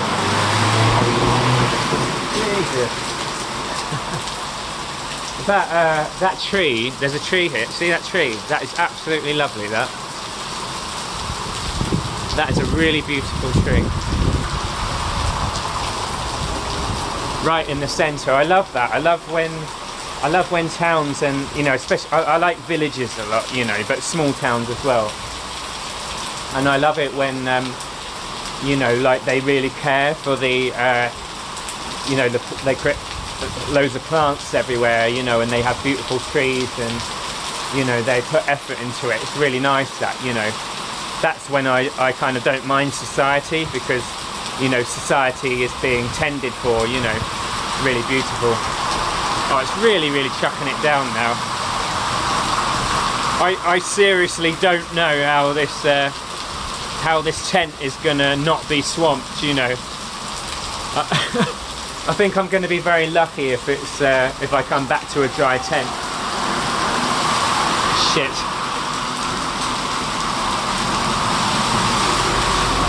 At least there's nothing electrical in there. I've got the recorder with me and I've got the phone with me, so that's the main thing.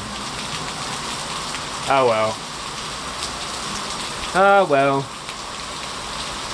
I'm learning to just go with the flow, enjoy life, you know, and make sure you get rest.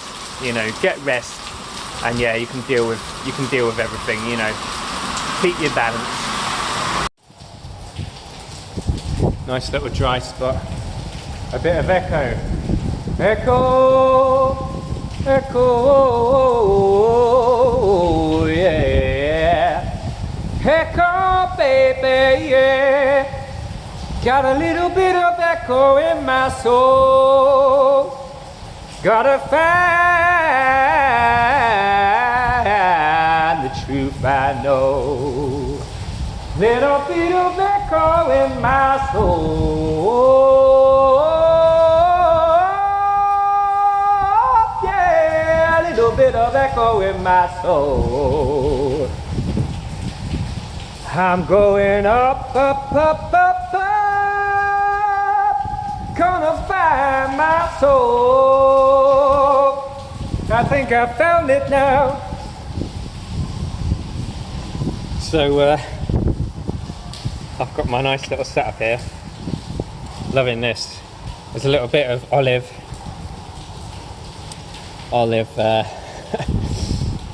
stuff, chickpeas, which are actually organic, which is really nice because they've got nothing else added in, because most chickpeas around here have E numbers and stuff and they give me headaches and that. I've got some lemon, which I'm going to squeeze into here, and we've got some mushrooms and tomatoes. How can we not be grateful for that? You know, tomatoes taste lovely, olive tastes lovely, mushrooms and lemon gives it nice flavour. There's a bit of salt in with the olives. How can you complain about that? You can't, can you? You can't. It tastes good. It tastes nice. Can't complain. Whoa, you can't complain now, now. Whoa.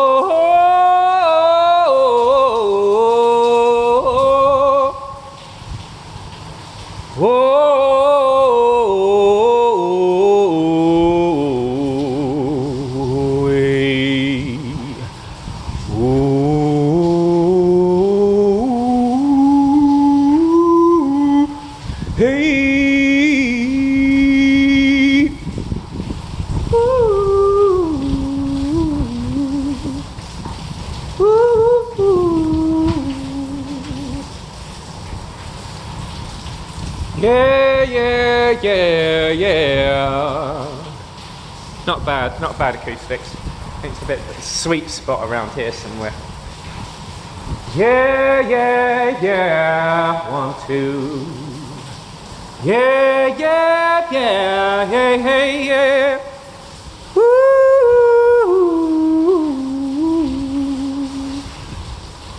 Oh.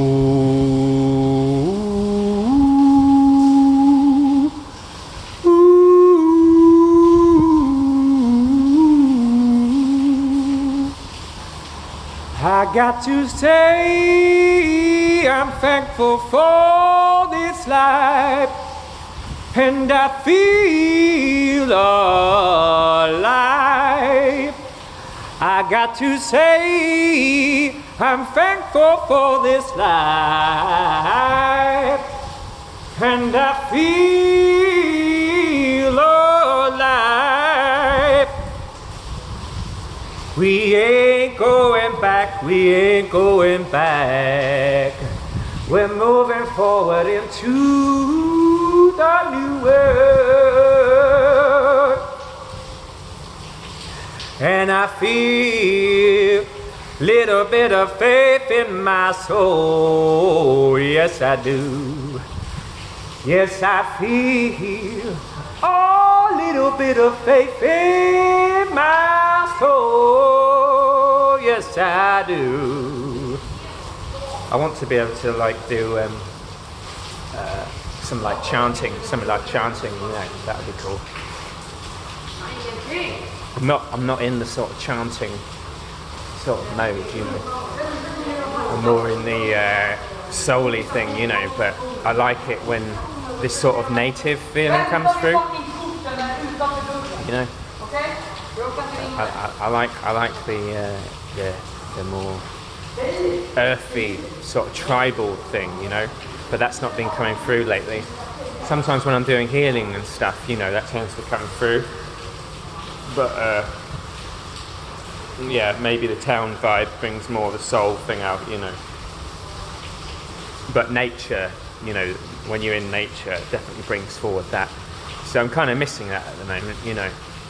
I think it's good to chant and things, you know. It's especially for singers, you know. It's really powerful, you know. It's a really powerful thing. Brings energy. You sort of start with that just low-level sort of tone, you know, and then you sort of build on it, and then something comes from within that space. So rather than trying to force something, something just comes out of nowhere. It sort of happens, you know.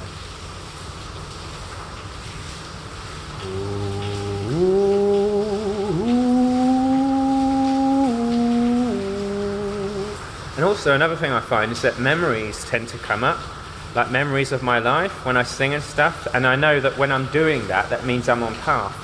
So when I'm singing in that way in which memories come up, it's almost like the cells in my body are showing me those memories. I think that's a very good thing. I think it's a good thing to feel connected to our life, you know, to have those memories, to be able to connect to moments in our life.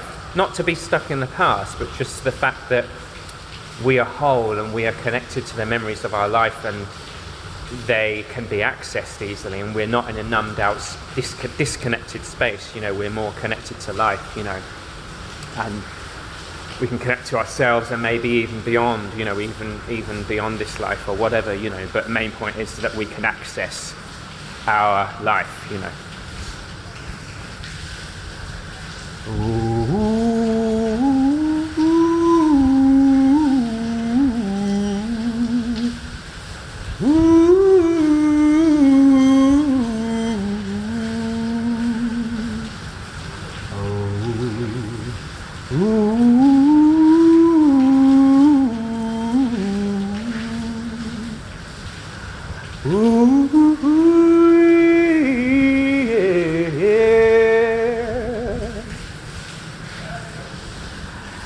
I remember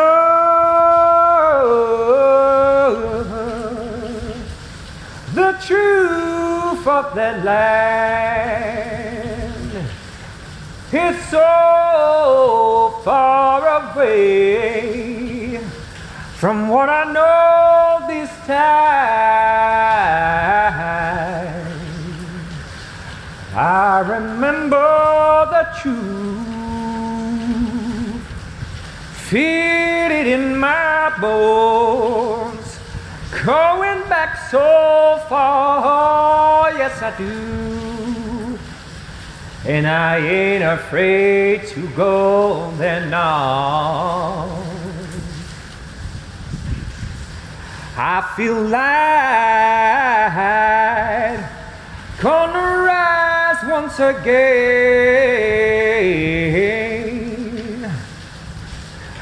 I know the truth ain't so far away, and I'm blessed to be alive.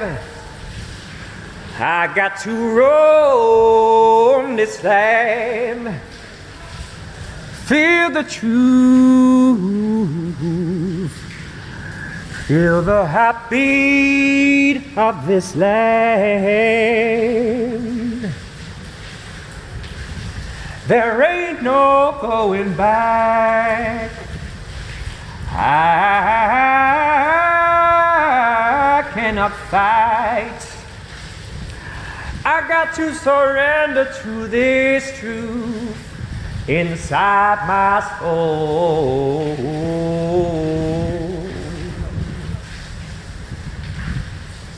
Oh, great light, great light in my heart, don't never let me lose sight of the truth. That's it. That's it. think the rain's starting to wear off a little bit. It's time to eat. It's time to eat and get gone, I think. Whoa, whoa, whoa. I said I feel no shame, 'cause I know I'm worthy again. It's been a long time since I felt the divine,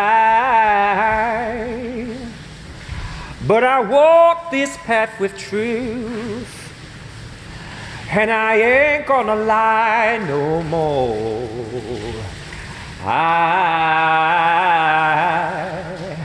I ain't gonna lie no more.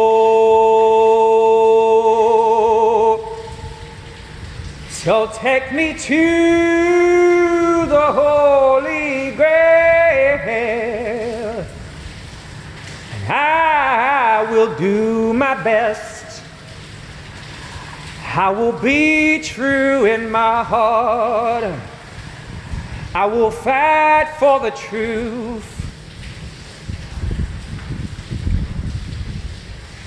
I will keep on going strong. Woo, woo, woo, woo. So yeah, with the music, it's like, you know, singing and that, it's like you just start off somewhere, and yeah, there's familiar territory, you know, so I've got into this soul-y thing recently, and then from there you can start to drift off into other areas, and I know that I need to chant and just let go and just do stuff, and then it will lead to other areas, you know, and then you're channeling different energy, and you can connect to different, you know, I guess it's just in our ancestry. It's in our blood, it's in our DNA, you know, you connect to different times, you know, and that takes time to cultivate, you know, it really does. And I'm by no means there yet. I've literally just started on this journey, you know, of actually discovering what it is to sing and, you know, not be suppressed, not be afraid, not be dampened down, you know. So I'm hoping to cultivate that a little bit more and move into the light, you know, become that light, you know, which is a really beautiful thing. Okay, that's a long video. Lots of love. Okay, take care. Well, we've managed to get back to the tent in one piece, and it stopped raining. That was a full-on 2 or 3 hours raining. Now let's see, what is the result? Is it all good in there? That's the good thing with it being so rainy, no one's going to come in, you know. No one's going to have wanted to try and nick anything. So it's a good time to go out, you know. Let's have a look, shall we? It's all good. It's all good. Has it got really wet in here? It doesn't look too bad, actually. Thank you, life. Oh well, that's good. There we go. Let's get to sleep. And tomorrow is going to be sunny. Thank you. Hi. So I was just watching back a little bit of the videos from the France trip, you know, coming down through France and all that, and you know, it was amazing, and I can see how I've progressed and how I'm stronger now than I was, you know. I've managed to get a lot stronger and into the rhythm of living like this, you know, living out in the world, you know. It's like the difficulties become easier over time, you know.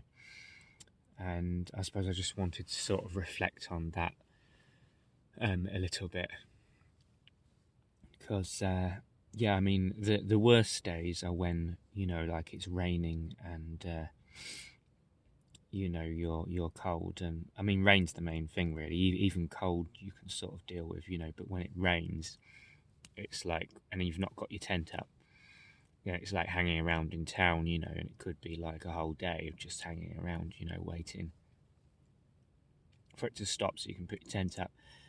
And I really recommend just going bolting for it, you know, like as soon as the rain stops, bolt for it, go put your tent up as quick as possible, you know. But I've had a couple of times where I've been putting it up and it starts raining and I'm like, God, you know, damn, like you're getting wet in the, you know, the base of the, inside the tent's getting wet, because my tent is, you know, it's a mosquito net and then the sheet over the top, which I like because, for one, I like fresh air coming through, which is really cool.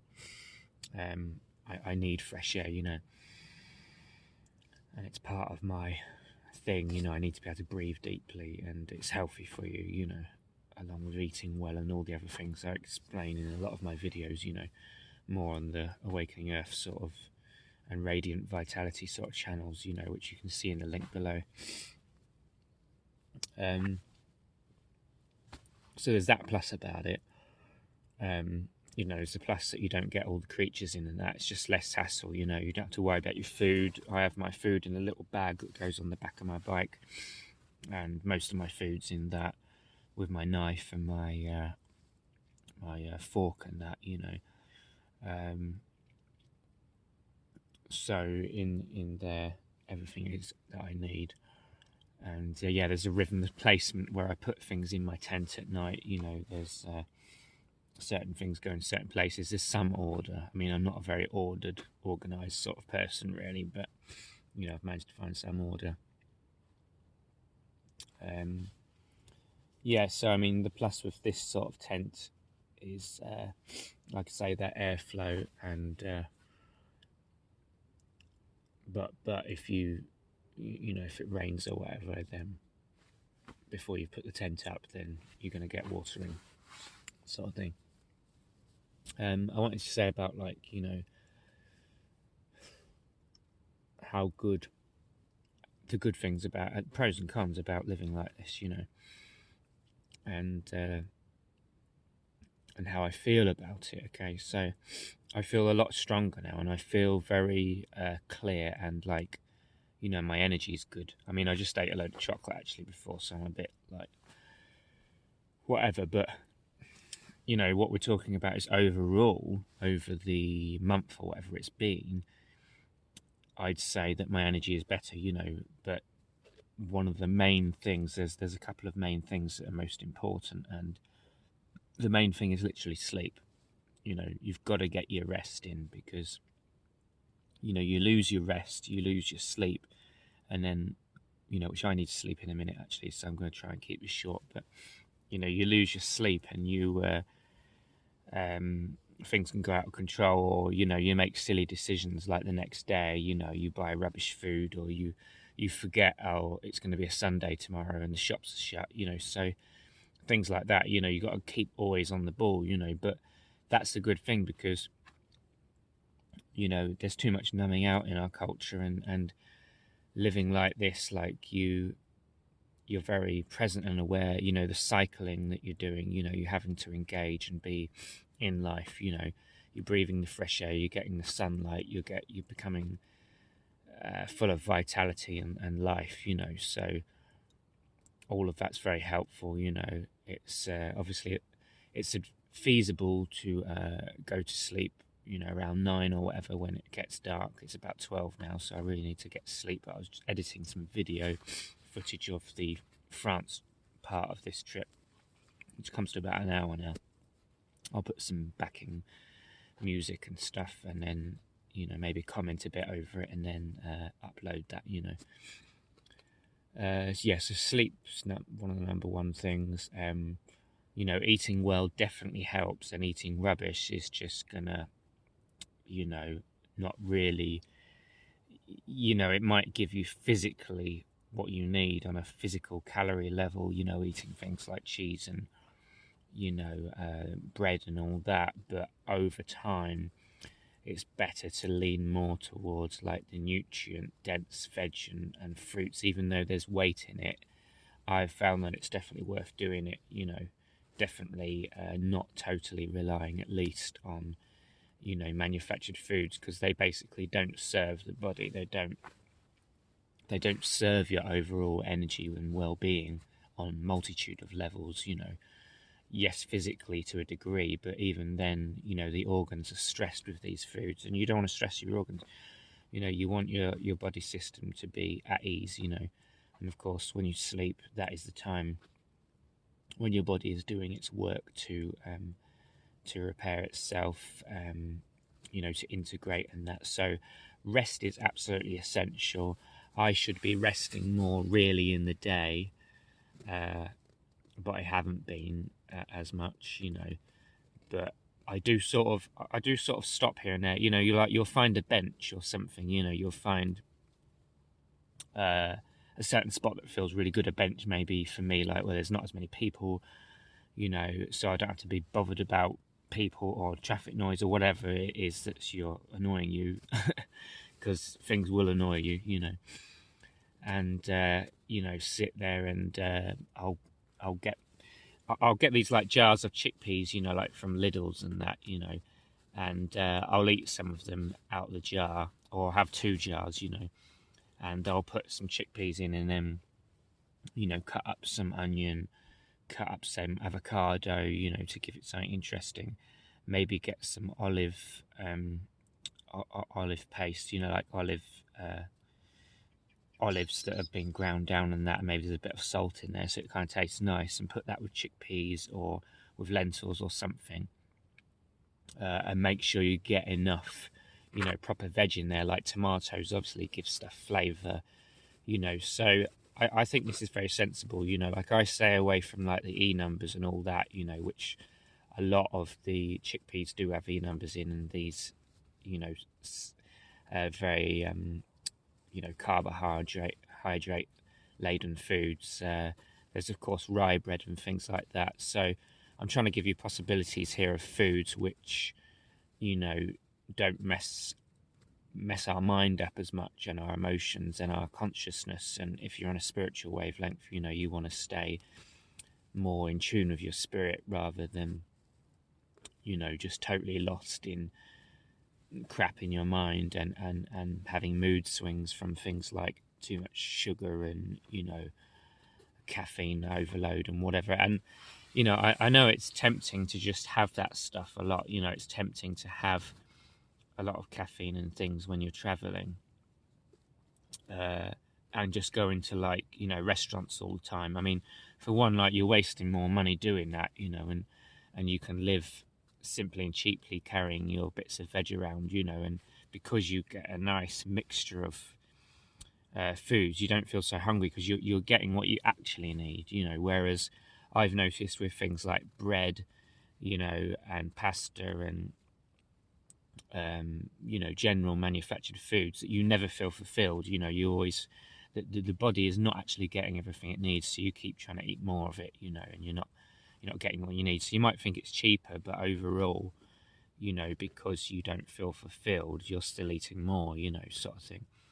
I'm managing to ride quite a bit and not eat things like cheese and bread and you know, like very sugary things, but instead switch it towards the things like the mangoes, oranges, you know, bananas. Yeah, I'm getting some carbohydrates. I'm getting chickpeas and, you know, lentils and that sort of stuff, but not overdoing that, because actually sometimes when you have too many carbs, like, you start feeling tired, you know, you start feeling like, flipping heck, I've not got the energy to actually ride. So I know it sounds funny, but it's not always the idea of eating a lot. You know, there are times when you need to eat more, but a lot of the time I found that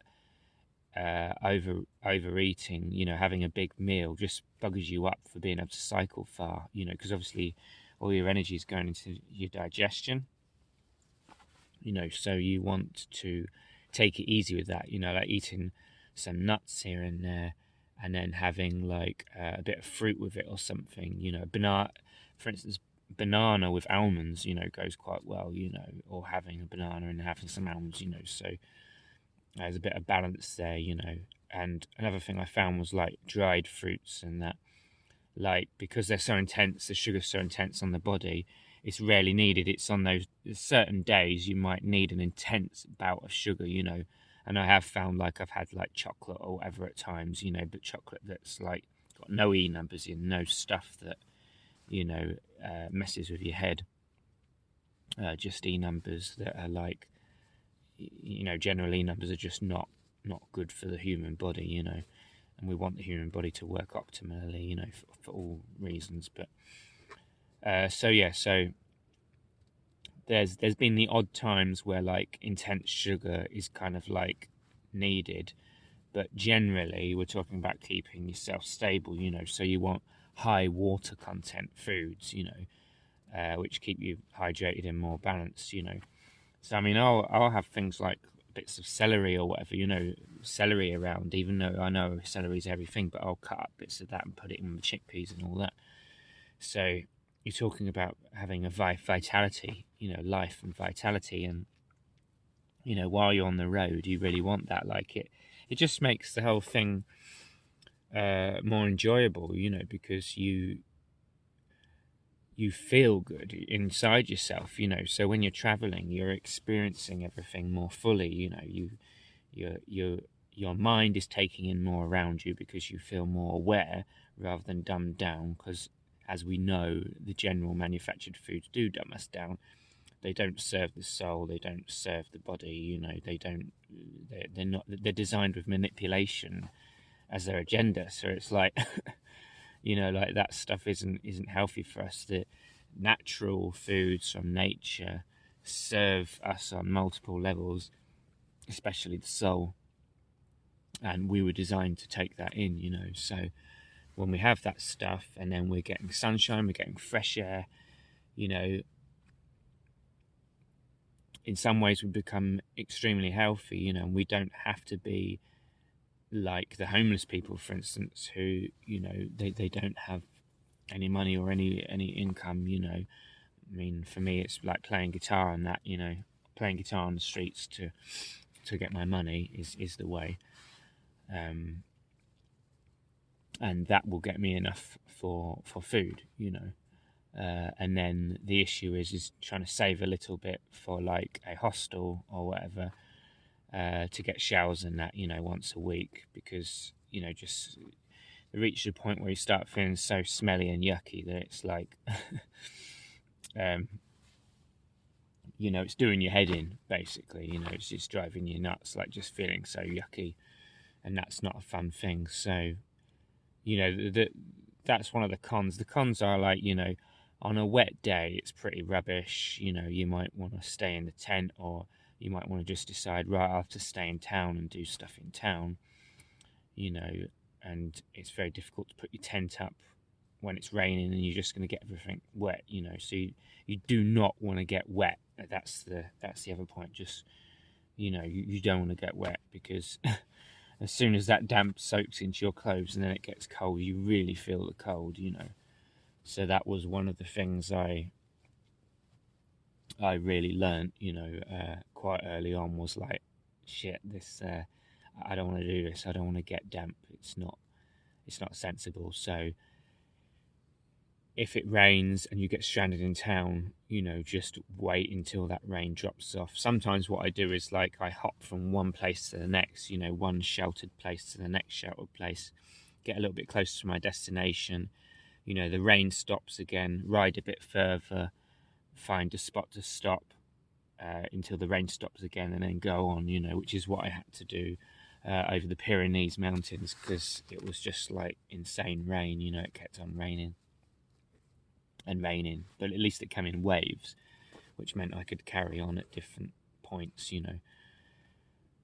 So you really learn to work with the weather and really sense the weather, you know, which is why, again, it links in with the healthy eating, because the healthy eating means that we are more perceptive to our environment rather than our mind and everything being dumbed down into this, you know, and I know it's easy to want to eat those other things because a lot of people do because of stress. You know, it's like in high-paced society that we live in, this is why people are so crazy on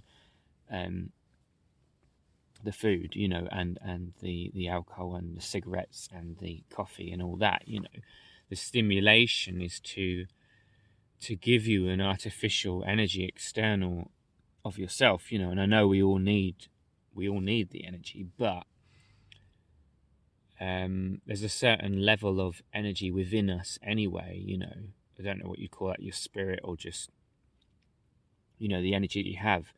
So in other words, what I'm trying to say is that with a lot of what we're taking into our system with foods these days, it's about artificially influencing and sort of like overpowering our system with, say, you know, a mood enhancer to take us out of where we're actually at, you know.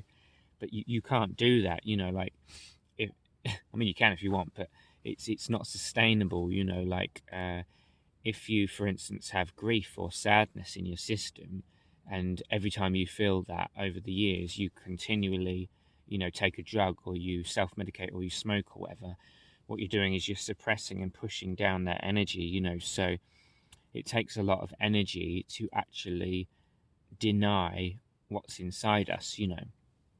So as we start eating clearer, yes, we feel more sensitive. We feel more sensitive to you know, everything around us, like the changes in the weather. We're more alert, you know, the mind is working clearer, faster, our thoughts are clearer. We feel more what we feel, so we're more sensitive, you know. And although that may seem a negative thing, it's actually a very positive thing, because we need to feel sensitive. We need to feel our senses, because they tell us which situations are right for us and which situations are wrong. So for me, it would be like, don't go that way today, actually go this way. Or today, stay with the tent, actually sleep in longer. Or you know, this Sunday, you know, I think, you know, and it's not a thought thing, it's just a sense thing, you know. It's not time to move on yet, no, stay. Or now is the time to eat, you know, now's the time. My body's saying eat now, or my body's saying stop now. So basically, in the modern world, our answer to everything is just, you know, eat, do whatever to artificially stimulate ourselves to give us the energy to do stuff. The way I've been living with it is more about, you know, eat clear, be more sensitive to what our intuition and our gut instinct is telling us, and follow that instead. And that way we know truly, okay, I'm getting tired now, it's time to wrap it up, it's time to stop, it's time to find somewhere to sleep for the night, you know.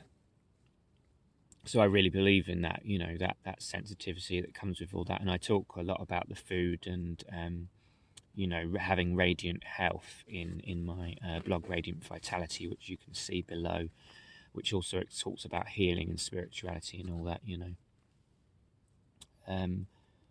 So that was the other thing about, like, setting the tent up early. You know, there's times where you want to set up early because, you know, it can be stressful, you know, the riding, especially when you've been riding all day, and it's easy to not realize that your body really, really wants to rest, and it's not enough just to, like, go to sleep at 10 at night and then get your 6 to 8 hours and then wake up. It's almost like the body might need 2 or 3 hours rest before you sleep, of wind down time, you know, so that so that you've already wound down, and then when you're sleeping, your dreams and that the theta, whatever beta, theta, whatever delta states, whatever it is you go into, is more, you're utilizing your sleep better because you've already rested pre-sleeping, you know. So there's that element of it as well. There's also the fact that, of course, if you set up early, then you set up before it gets dark, and you can see what you're doing. You don't waste power with your head torch and that, you know, depending on how much power you get, or whether you go to hostels and that, you know, to get your power, or whether you've got solar panel or whatever. I mean, I just rely pretty much on my solar panels, you know. but I'd like to up it to like getting a hostel once a week soon, you know, just to like really charge things and get showers and that, you know, and whatever. So I'm just trying to make sure I cover as much stuff as I can. Yeah, so that's, you know, obviously working with nature and going with nature's rhythms, which I'm not doing right now because it's like 12 o'clock now. But I mean, I'll wake up like 9 or something, you know, so I'll probably fall asleep within an hour or something. For me, like, you know, going to sleep later than 1, you feel knackered the next day, you know, sort of thing. Yeah, so it's nice to be able to see where you're setting up, you know, without needing to have the head torch on, you know. Tonight I didn't quite manage that, you know, but so, you know, it's nice to, time catches up on you, you know, and like, you know, you can be in the city, like, or the town's too long and not realise, you know, the sun's going down, time to leave. I mean, it's all things you learn, I suppose, on the journey, you know.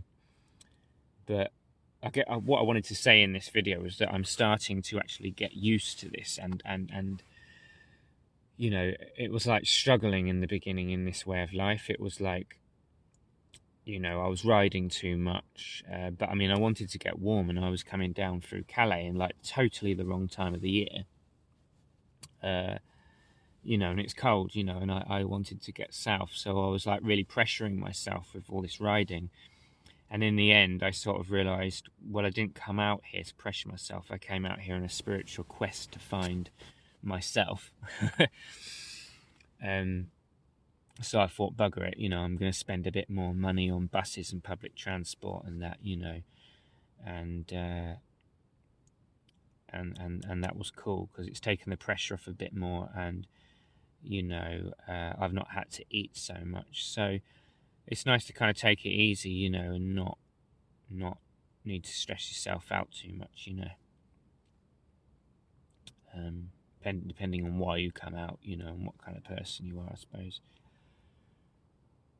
Another thing's like noise and that, you know, and I tend to get away from the towns and the cities, which is why I'm saying about getting out before the sun goes down, so that, you know, you've found somewhere nice to sleep for the night. You know, there's nothing better than getting in your tent and being like, you know, it's quiet, you know, there's no like loads of animals barking or, you know, factory noise going on, you know. You can't always get perfect, and that's the point as well, you can't always get perfect, so it's like, make the most of those days when things are good, make the most of when you can rest, because you do not know what's going to happen tomorrow. Like, it could be crazy gusts of wind like there was on the Pyrenees, and it was like, you know, I mean, a lot of people aren't like me, like they go through life just like, you know, what's the word, with the harshness of life, just dealing with it, you know, just deal with it. But because I'm on a spiritual path, it's like I'm not doing it like that. I'm more about, okay, let's try and create balance, you know, let's try and live in a way which is more gentle, rather than needing to totally bug yourself up, you know.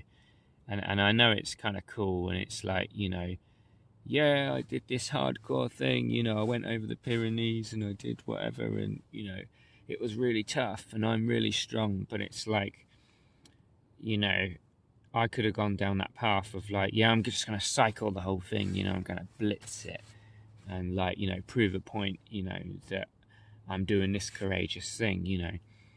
And in a way, like, I had to realise, look, that's not truly me. I'm not here to do a show about this, you know. I'm here to be me and be authentic, you know, because that's my kind of spiritual path. It's like I'm not traveling, I'm not doing this thing, you know, for like, hey, look at me, you know, I can do all this stuff, and, you know, don't you think it's great or whatever.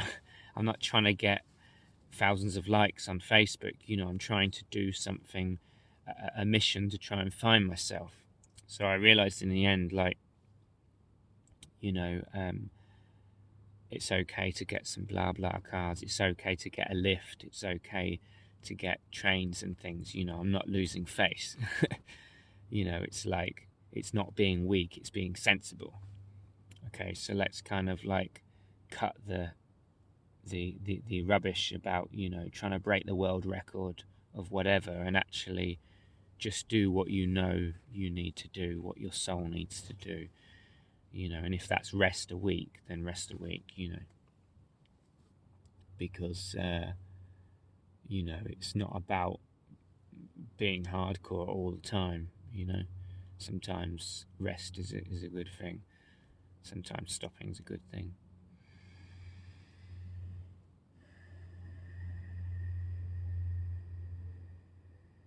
And of course, the more you rest, the more you can enjoy, you know, your waking time.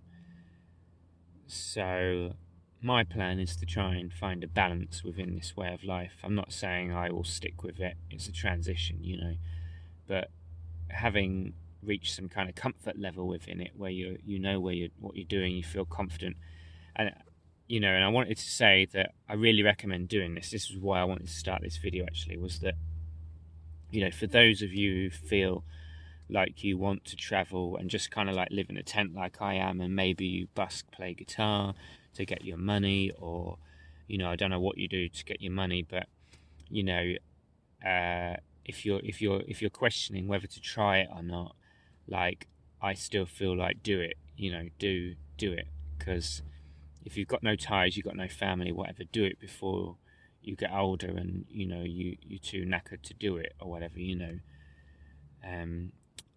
You know, be brave and do it, because it's especially if you like cycling or whatever, you know, because that's one of the better ways to travel like this, you know, to travel, you know, I mean, to do this in general, it's hardcore anyway, so you don't need to be pushing yourself all the time, because it is, you know, it's a big life change, and you're spending days on end, weeks, months, living out in the wild, you know, and you don't know what's going to happen from day to day, you know, you don't know where you're going to be tomorrow, you don't know what's going to happen with the weather, you know, you don't know so many things, which is the exciting thing about it, you know. And it's healthy to live like that. It's healthy to have something different in your life, and that's why I recommend, you know, if you're thinking about this, to do it, because,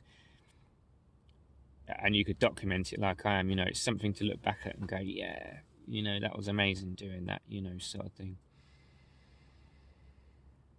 So I'll just breathe, sort of meditate a sec, just see if anything else comes up that I need to say, sort of thing, you know.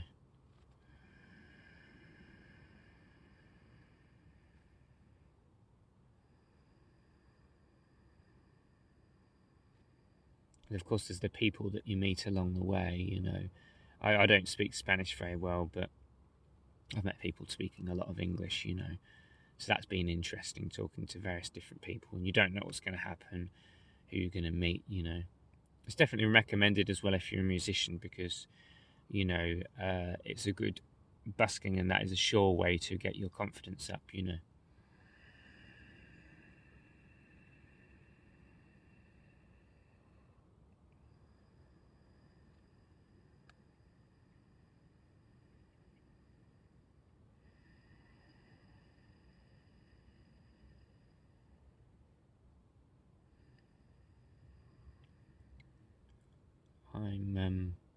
I'm going to meditate after this. I'll probably end up falling asleep, actually. Another thing is to say about, you know, keeping warm. I mean, I find that the two main cons, or the two main most difficult things about travelling out in the wild and not relying on hostels and, you know, society, is staying warm at night, you know, being cold, and lack of sleep. You know, the lack of sleep are the two big things. You know, I've got this sort of, this inner layer here is this sort of silk thing that's supposed to give you like I don't know, 2 or 3 degrees, maybe a bit more, maybe up to 6 degrees more warmth. I think it was, I can't remember what it's called now, a mummy something, cocoon thing, I can't remember. And then there was this this fleece liner thing that I've got here, which goes over the top of that. I'll put the link to that in the video. and then I've got this this fire belly sleeping bag quilt thing, which maybe isn't the best, but it does fair job. I have this little blanket that I've got, which is kind of like a thin, lightweight blanket, and then I've got this other sleeping bag that on the cold nights I'm wrapping myself in the sleeping bag properly, which is encapsulating the whole lot. And then I've got, like, you know, my long johns on underneath my clothes and that, and I am sleeping in my clothes a lot of the time, you know. So that's a fair few layers there, you know. And then I've got this mat, which you might be seeing in the video, probably not. What I've got is I've got a fold-up mat, and I'll just see whether I can sort of like get the camera to look at this. I've got this fold-up mat here, and that fold-up mat is good because it's protecting for this blow-up mat here. Now, of course, the blow-up mat keeps you off the ground. You know, this blow-up mat keeps you off the ground, and so does that. But yeah, this layer's good here because it's protecting this from getting punctured. So I think that's really cool, and I like that because sometimes the ground, you know, sometimes the ground that I'm on is got thorns in it and stuff, you know. I nearly actually lost my fold-up mat as I was like cycling around. You know, I was going really fast, and because what I do is when I've been playing my music on the street, I'll sit on my mat. I fold it up, and it's about that high off the ground, sort of thing. So I'll be sitting on that, you know, just playing my guitar on that. So when I put it back, I didn't put it back in my, you know, my pannier bags properly, you know. And when I was riding along, it must have dropped off, and I must have been like 5 minutes away from where I'd left it, you know. And I started going round the town thinking, shit, where did I leave that, you know? Where did it drop off the bike, you know? And I was thought, oh no, I've lost it, you know. So and the reason I'm saying it like that is because I realised that means a lot to me, and I didn't want to lose it. So I was so excited when I found it again. I was like, yes, I found the bugger, you know. So I'm really glad I found it again because, you know, it is protecting this mat here. You don't want to get a puncture in your blow-up mat, you know, off the ground, which is, you know, keeping me warm, warmer, you know. So there's all that, and then I've got like two hats, two hats. I put this other hat on top of this one at times, but they keep coming off actually, which is really annoying when I sleep at times. And I've got this head torch. Sometimes I've just slept with my head torch around my head, which just keeps these hats on, you know. But then I've got this my coat, which is down. My coat is down, you know. So I've been putting that over like that, and then my you know, my inner liner thing here can go over my head as well, and you can zip that around you, which closes it up, you know, so you've got this little gap to breathe through if you're really, really cold, you know. So that's really cool as well. The other thing is your you know, your earplugs and that. Good quality sleep, again, as I say, is like number one. And your earplugs, you know, well, these ones are annoying because they sort of like, they don't really cut everything out, but I can lay out with my head on the pillow and, you know, it's not making my ear feel weird. Whereas what I do have is my, where are they actually? My headphones, which are noise cancelling headphones. You know, they cut out everything outside, and they're better than these, you know. And I know it sounds weird, kind of like wearing headphones at night, but because they're so good, and one of them is blowing anyway, one of it's gone wrong. So I don't know where they are, but I've been using the headphones to block the noise out because they're total sort of isolation. You know, you can hardly hear any traffic noise and that, you know. Or what I'll do is I'll put one of these in one ear that goes on the pillow, and then the other ear has the headphone in, you know, the ear that, you know, obviously sound can come through more, has a headphone in. I mean, I'm half deaf in one ear anyway, so is what it is, you know. So yeah, getting, you know, it's nice to cut out all those sounds, but if you're around, like, you know, nature and that, it's really nice to have the sounds of nature while you sleep. You know, I think that's conducive for your sleep, you know. So depends where you are, again, you know. So yeah, I mean, there's lots I can say about all of this stuff, really, you know. There's many other parts to it as well. Maybe I'll do that in another video at some point, daytime one, you know, about the panniers, the bike, things like phone holders, you know, dynamos, solar panels, all that stuff. So, I mean, there's a lot to it, you know. The tent's quite an expensive tent. It's not four season tent, you know. It's got its downsides and that. It's got its positive points to it. So I think I pretty much covered a lot, really. Yeah, another thing is like these baby wipe things here. Keeps them fresh and that, you know. A pack of these for various different things you can imagine you need those for. Like, I mean, I like to eat like mangoes, you know, and my knife is pretty cool. So I just, you know, like peel off the mango and my hands get completely messy, you know. But I know that I've got those baby wipes there and I can just, you know, wipe my hands clean. So, you know, it's nothing worse than just getting that all over your trousers or something, you know, because you're going to get dirty out, you know, and but you don't want to get all that all over you, you know. So yeah, the baby wipes are really useful, you know. So I think I pretty much covered nearly everything. Need to like kind of go to sleep now. Yeah, so it's going to be nice tonight, just finally getting to sleep, get some rest. That just makes everything even more enjoyable. When you feel, you know, the next day the sun comes up and you feel good. I think that's about it, really. So I thought I mean, the main thing I just wanted to say was that, you know, I do recommend doing this, and just once in your life, you know, it's fun exploration, and whether that's on your own or not, you know, I'm glad I did it on my own because I wasn't the most confident person, and to do things like what I've done has made me feel more self-assured and more confident, which is pretty priceless, really, pretty valuable, you know. So I recommend it for that. Getting more stronger, you know, life challenges, realizing that you're more powerful than you realized you were, you know, the power of nature, how much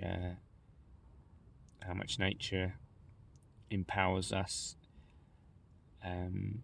becoming more real, you know, spending less time on the internet and that, and more time here. So all these things are really, really cool. I'll talk about all that more at a later time.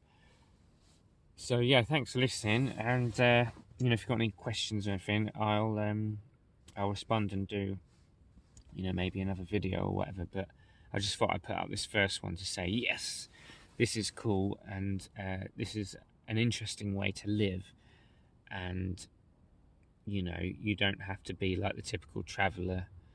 Well, you can be if you want, you know, but you know, you can do things your own way, and I'm doing a more sober sort of way where I don't take drugs and I don't, you know, do these things. Not that it's better than anything else, but I'm doing that because, you know, that's part of my thing is about this. It's about following your heart, you know, and reconnecting to who you are, and realizing how powerful you are, and finding your purpose in life, and, you know, feeling fulfilled and on path and aligned, and knowing what you want and you don't want in your life, you know. And all of these things are what you can possibly gain through the big change that is, you know, living 1 month, 2 months, 3 months, half a year, in a less predictable, more free way, you know.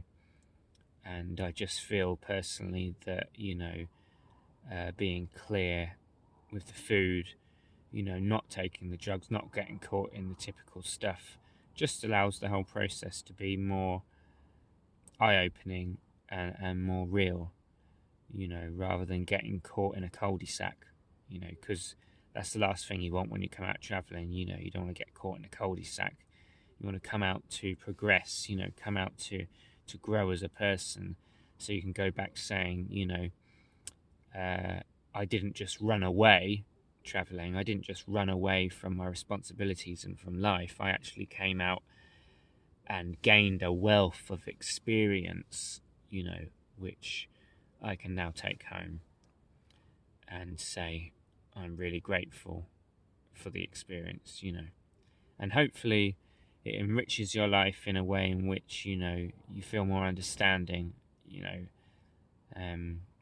Like for me, the other night I was possibly going to have to be a bit like a homeless person again, because I might have not been able to get my tent up, and I'd have had to slept in the Lidl car park, you know, or just underneath some shelter in Lidl's, you know, and it would be colder because there's no tent, blah, blah, blah. So experiences like that, although they seem negative, like, you know, these difficult experiences give us that compassion for others who don't live in what's the word? They don't live in perfect, ideal conditions. And so it's good for us in this life to really experience a multitude of different ways of life, so that we, you know, become a stronger person, more compassionate, more caring, more balanced person, and we know what we want and what we don't want, you know, through these different life experiences, you know. And so, yeah, there's a lack of stability in this sort of way of life, but that is part of the excitement, you know. That's the part of the joy and excitement. So there you go. There's the lowdown of the sort of spiritual, philosophical, and some of the practical stuff that goes along with all this way of living out in nature, in nature's embrace. All right. Lots of love to all, and happy travels. Happy travels. Cheers.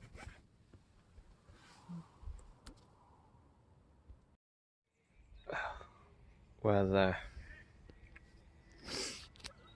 this is where I am. It's like holiday homes and stuff. And you've got all that back there behind. I slept on that hill up there a bit. Not right up there, but last night was crazy because I ate like 2 things of dark chocolate before I slept. And I think it stimulated my energy, and it was like, oh my god. Couldn't sleep properly, you know. Ended up doing a video and stuff, and wake up this morning with like noise coming at me from all angles, you know. So that wasn't the most sensible. So it's time to take it easy today, you know. At least the sun's not blaring at me.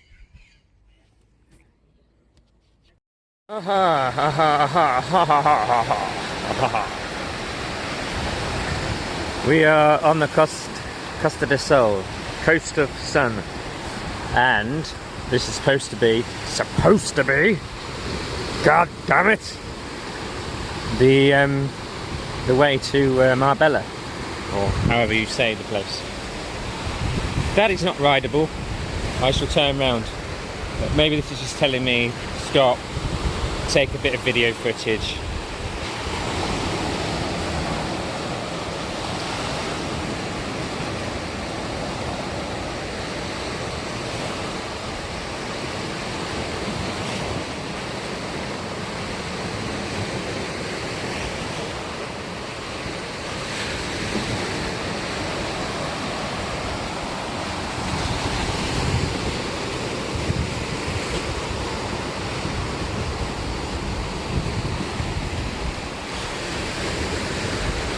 And breathe.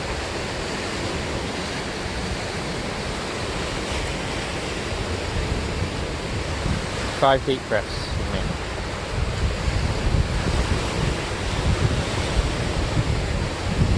Hold it.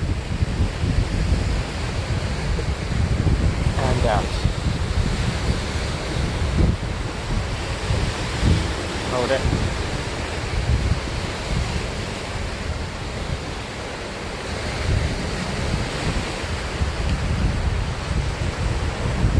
Hold it.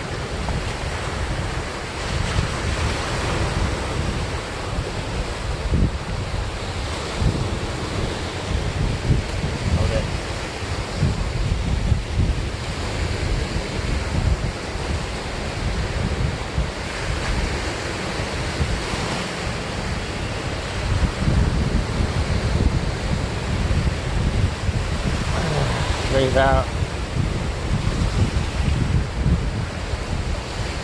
One more.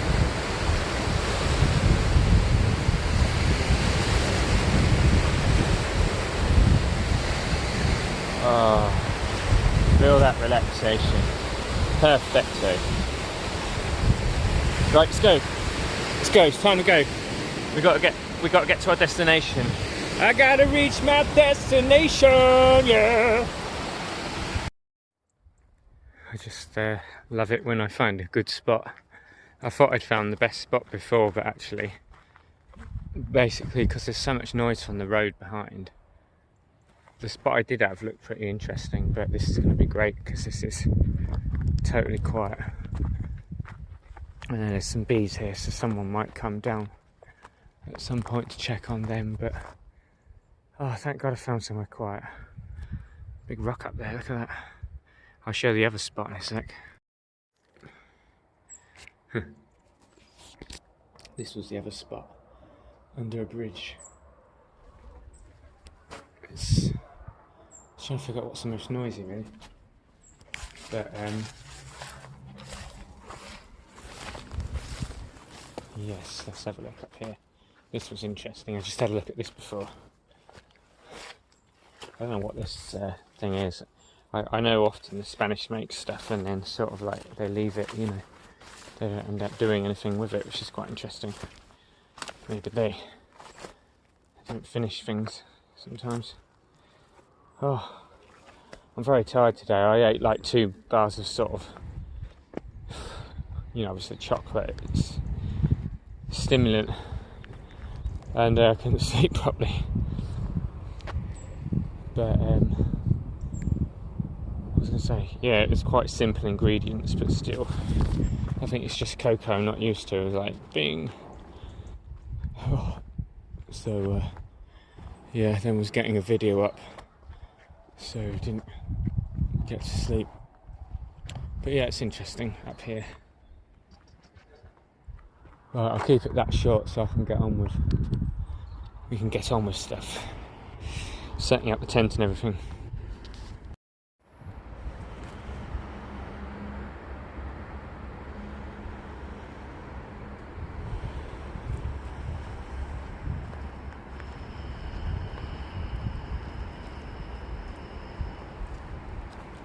Hey na, hey na na, hey na, hey na na, hey na na, hey na na, hey na, hey na na, hey na, hey na na, hey na,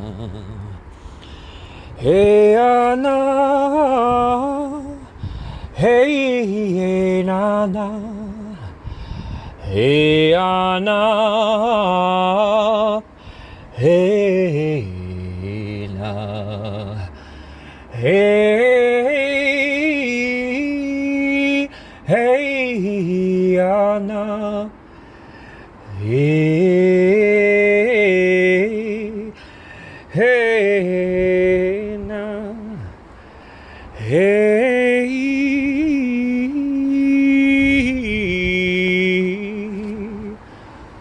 Oh, hey, oh, hey, hey, now, oh, hey, hey. Hey, na, hey, hey, na, na, hey, na, na, hey, hey, na, na, hey, na, na. I even just came past here and some beeper went off when I went past a certain point. Obviously I'm not supposed to be on this land, but it's just like I'm just trying to find somewhere to do some chanting, you know, away from the noise, but it's not going to happen here, so time to move on. But yeah, it's interesting. Wherever you go, you see the signs of our what's the word? Neurosis. Our humans need to be safe, control. And sure, I understand. It's time to get out of here. I'm near the Rock of Gibraltar today, and should be interesting checking this out. An English-speaking place. There it is in the distance. The Rock of Gibraltar, and a load of crazy shit to stop you getting in to this derelict place. Anyway, I'll get out of here before someone comes along and has a go at me. Thought I'd have to share this. I didn't think this would be like this, but it's run down as hell. This would happen to be Gibraltar. Or at least we're about to get into Gibraltar in a minute, which is a tiny little place that's English, and you can see the rock just there. Let's go to the beach. It looks like people are very poor here. They don't have much money at all. So here we are. It's a short video. Where are we now? Let's have a guess. This will give it away.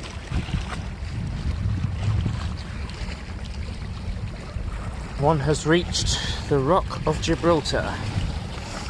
So over there is where we have English currency. this tiny little part of Spain which is like English. It's all pretty silly really, isn't it? Let's face it. Let's zoom in a bit, there you go. That is the Rock of Gibraltar. There's a nice little sitting point over there. I might just sit there and charge my phone a bit, have something to eat, and then bugger off really, I suppose. But there we go. We made it to Gibraltar's. Maybe we should cross over. Maybe we should cross over to to Gibraltar and then get across to Tanzania, or whatever you call it. Tanzania? I don't know. The place on the other side. Can't remember the name now.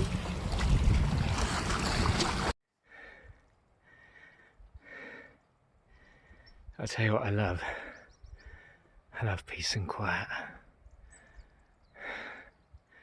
I love it. Places where man doesn't go, yet nature goes. As you can see down here, not very easily. There we go. Hello. That's what it's all about. One day she'll rise and take over. One day the animals will take over.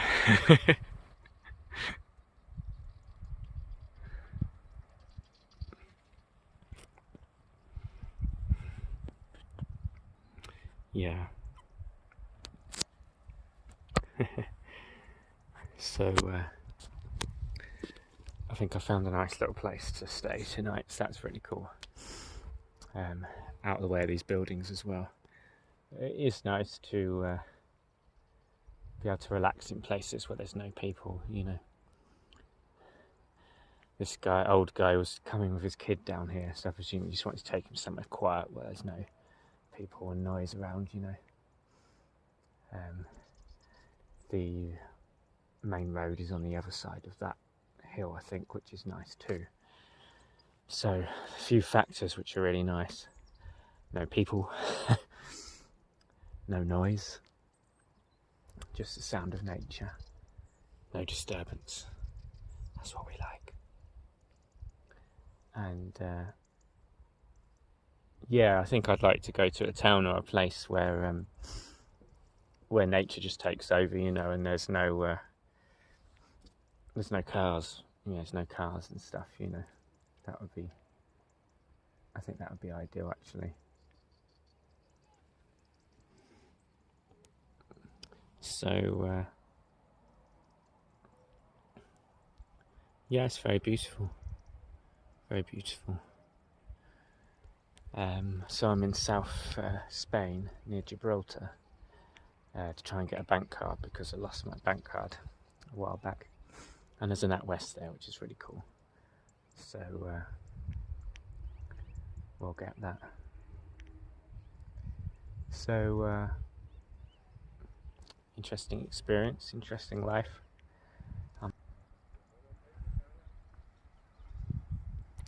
Let the animals reign free. I love it. Are you coming this way?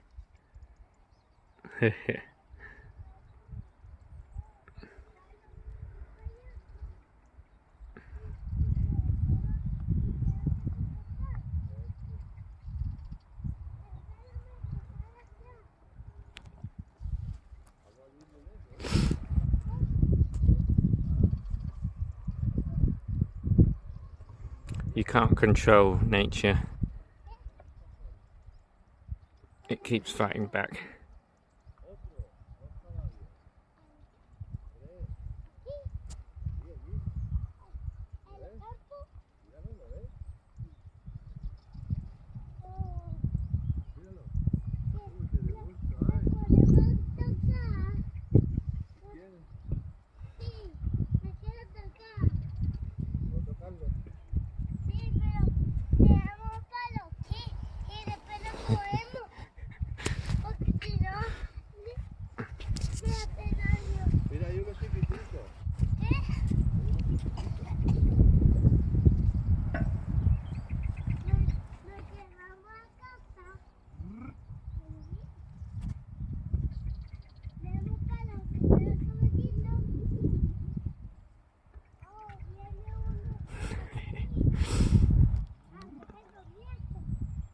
I bet that kid feels pretty cool with his dad. I like that. He's off on a little journey and they've both got their little sticks.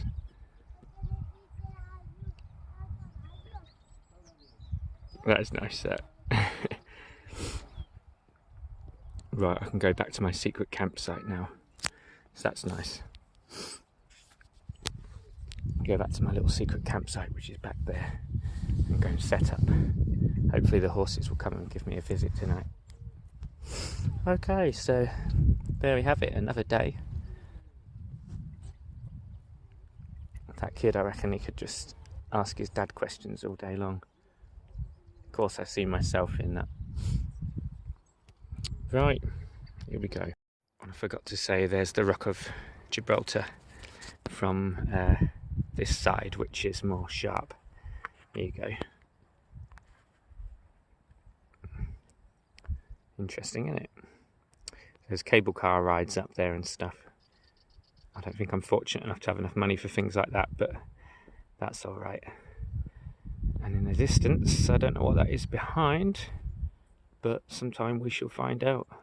There's lots of boats coming and going across. There we go. And my little spot is just up there. Don't tell anyone, because that's where we're going to camp tonight. Hopefully no one's going to be staring at my position. Come on. I'm really getting the knack of it now. Spot. Perfecto. And the Rock of Gibraltar just sticking out above. You can't quite see that, but there it is there. So, we have found a hidden spot. What appeared to be annoying because it was all blocked off has turned out to be a great asset. These places that are under development, which haven't been developed yet, are great, and I am absolutely hidden. No one can see me anywhere. Thank you. Thank you, thank you, thank you, thank you.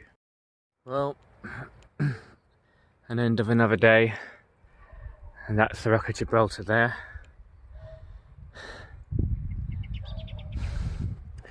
And I'm glad to be set up early. Thank you. So, let's go back to our little spot and put the tent up.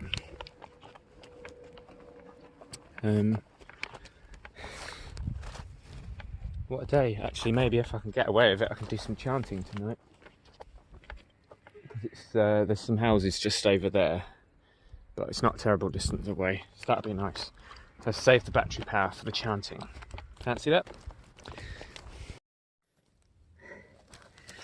Aha.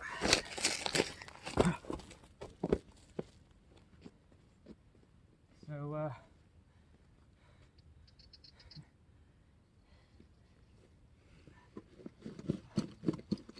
let's get set up. So, what is success? Success is we have to get the tent put up before it gets dark. That's success, because we need good sleep.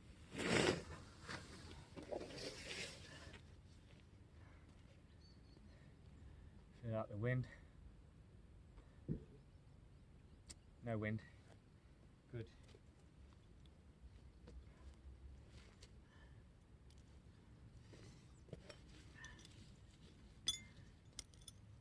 Them.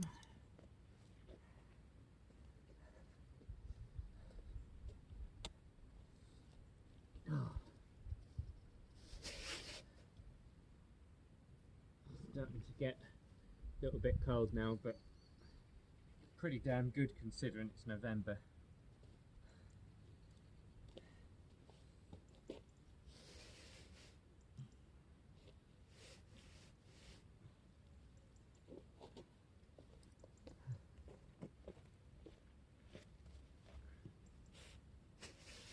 I can think of a lot worse things that I could be doing every day, you know, than this.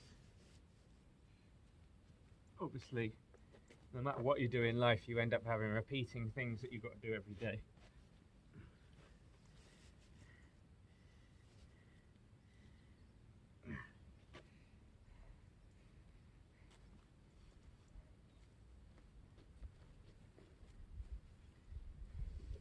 Like anything, it's trying to get a system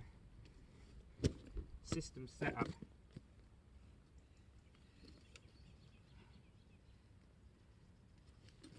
Get things in a nice rhythm, you know.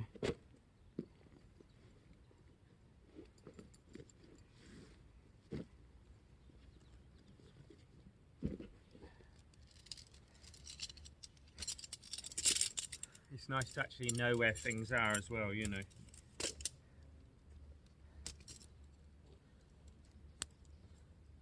It's taken about a month to actually, you know where things are best going and getting some sort of setup which feels right, you know.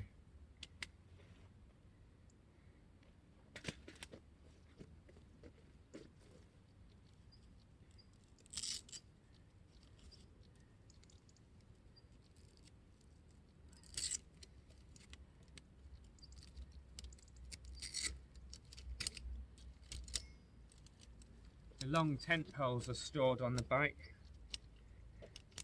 on the frame, which is a really nice place to put them because they just fit in there quite nicely. This is a Genesis bike I have, so Genesis Vagabond, but a lot of the larger bikes will definitely fit most tent poles along it. There's not been any rust or anything because these tent poles, I presume they're made out of some sort of alloy or aluminium. It says Featherlight on it, so that's pretty cool.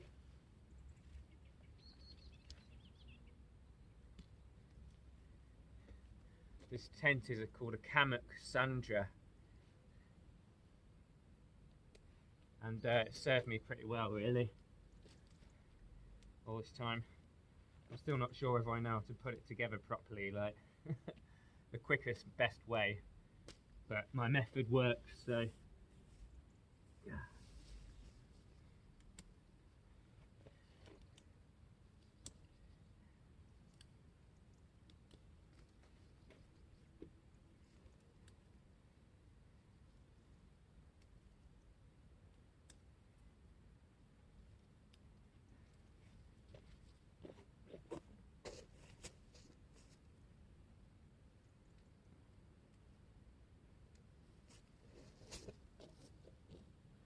All the while I find it gets rather dark quite quickly, you know, but of course we are closer to winter, so it's going to be the case in general.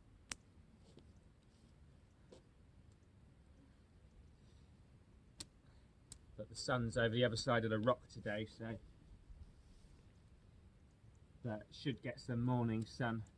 I'm thinking of leaving like the solar panel out in the morning so that it gets the light straight away, you know.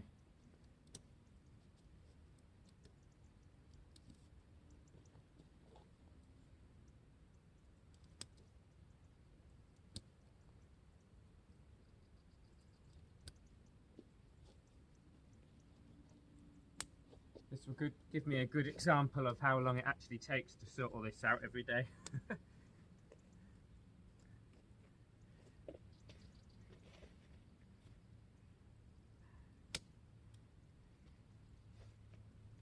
It's a pretty good tent because it will stay together probably without the pole, without the you know, the tent peg things in the ground, you know. It's pretty nice. Okay, so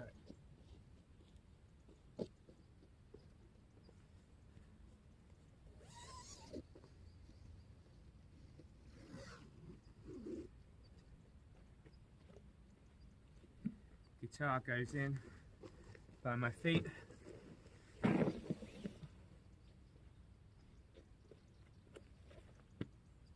Solar panel, gonna leave out.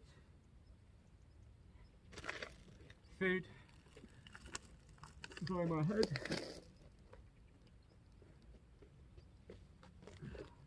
Food bag.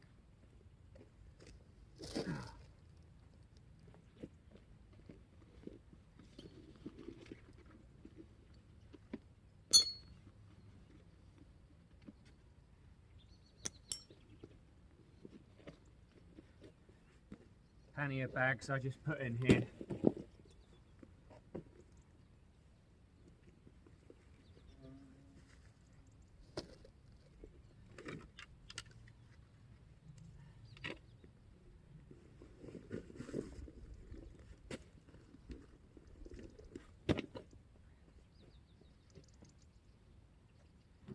Random clothes.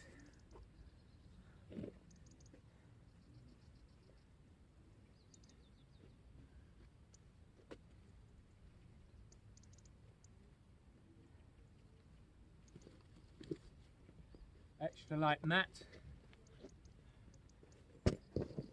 I like to have this top open because I can see what I'm doing before I get in.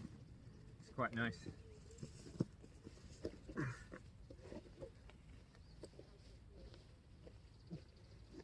That way I can gauge placement, which is like dependent on, you know, angle.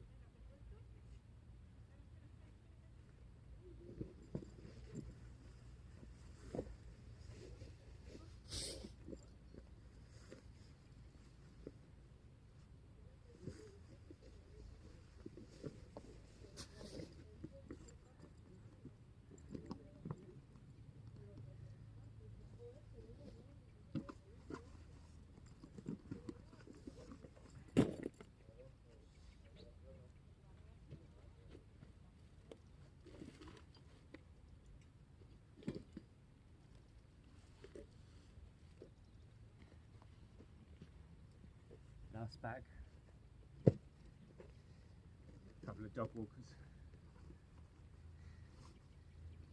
My coat I wear at night, it's a, what do you call it? Down, it's a down coat. Often wearing that at night. Small pillow.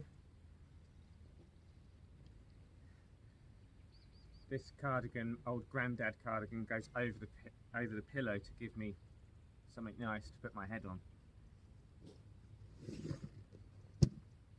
Blow up mat.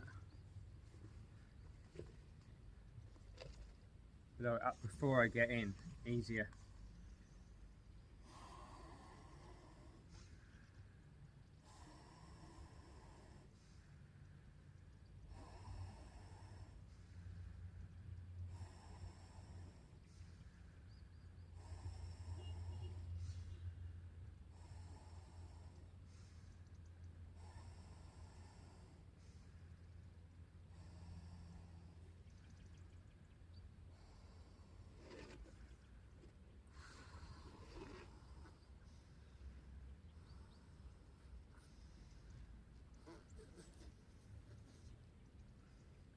Good reminder to deep breathe.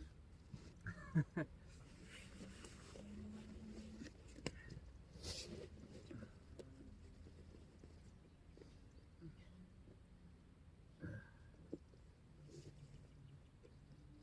else we got? We got my liner, nice little liner here.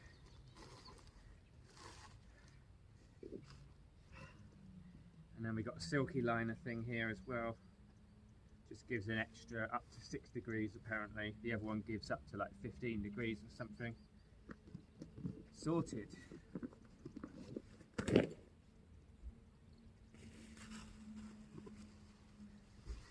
Lastly, for the tent, we put the last bit on.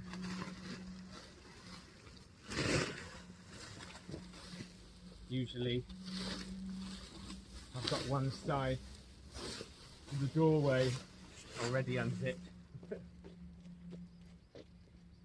Tend to leave it unzipped.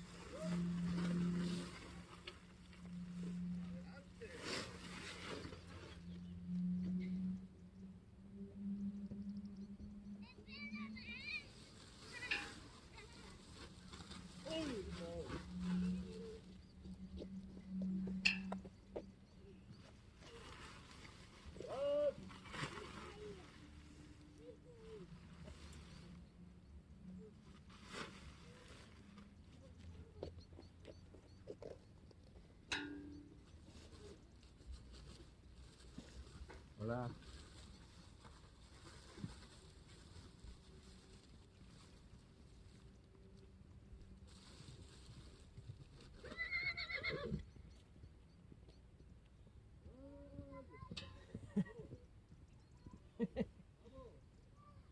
There's a horse chasing the kid, I think.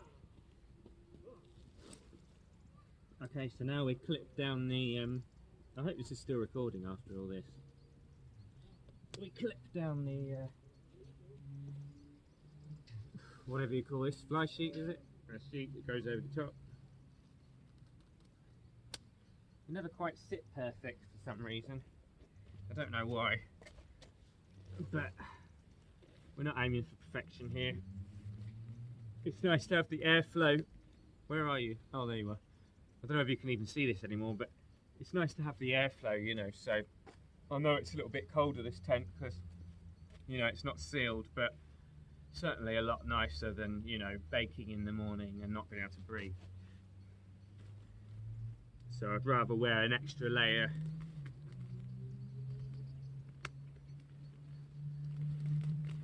I've got to say I'm very happy that this tent has lasted all this time. You know, it's pretty cool. Tighten these up.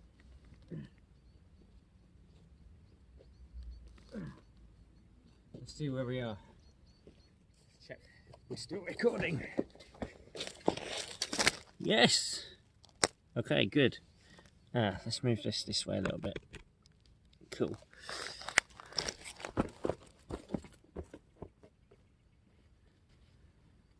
I've only got 3 pegs left. So what I do is peg out the guy ropes that I've got.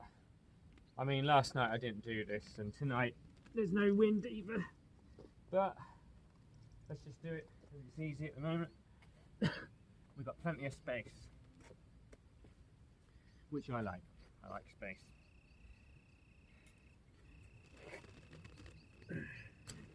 Oh, flying.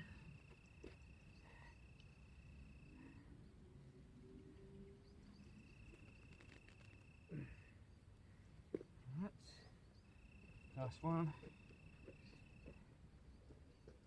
Yeah, coming over the Pyrenees was insane because that really, the tent nearly took off.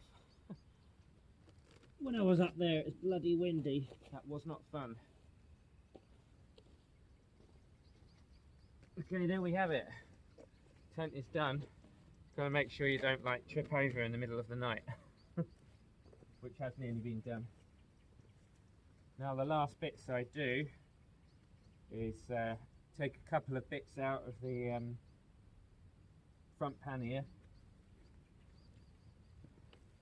What have we got? Got gloves, hats, a couple of hats, headphones, yeah, speaker. If you want to listen to music, yes we do. It would be nice, but I never really have much battery life.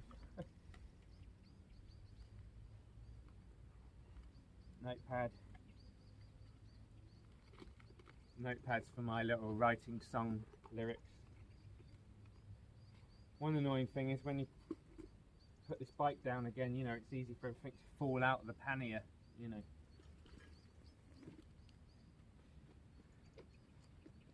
Stuff.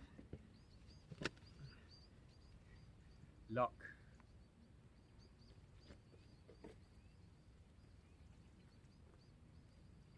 Now my trick is get the bike lock,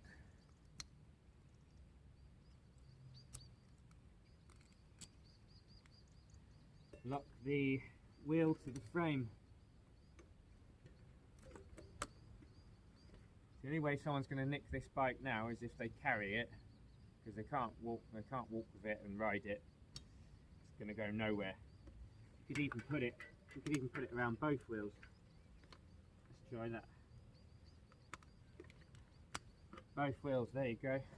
It's not going anywhere.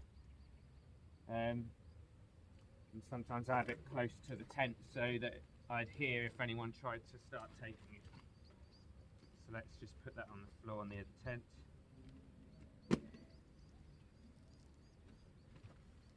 And water for the night. I've got water. Not the best.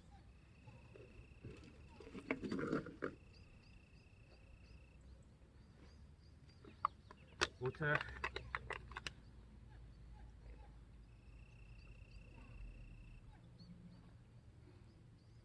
I tend to get really thirsty at night.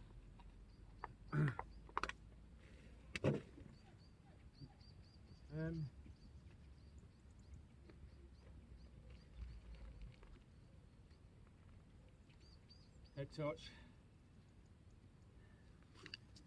I'm going to leave this panel out tonight, I think. Leave it facing the sun. And plug the battery in a minute, you know. Or when I've finished charging my phone with a battery, I'll come out, go to the loo, and have the battery plugged in. That way, directly in the morning, if I wake up at 9 o'clock, it's going to be charging my battery at 9. That way, if I want to lay in, I can just go straight, I can keep sleeping and know that it's going to keep charging.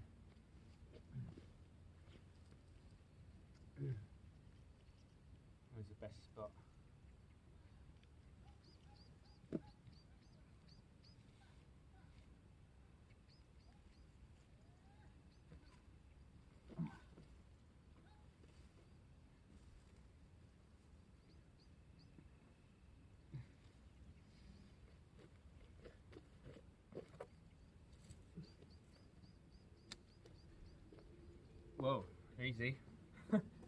See what I mean?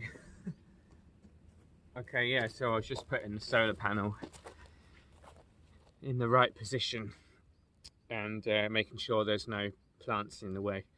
So hopefully that will get some trickle charge into the battery, like early in the morning, you know. Nice to have 2 batteries, but there we go. Probably can't see me right now, but anyway, that's a rundown of how long it takes to get that tent set up at night. Now I'm going to go and save my battery and do some important kind of stuff, I suppose. Alrighty. Good morning.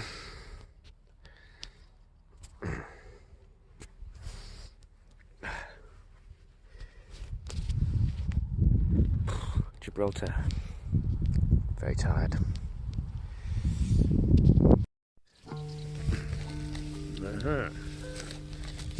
Here we go. Morning.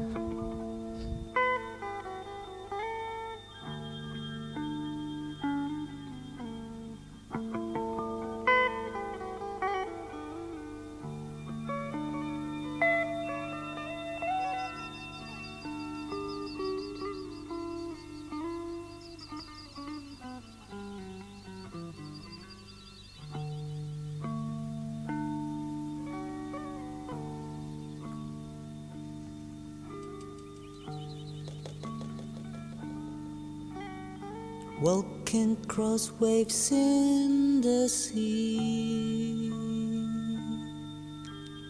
turning wine into water, burn of stars cut by the night, change from fool to savior.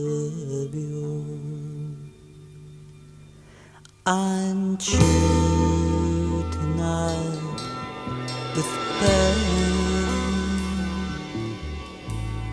ecstasy in my veins,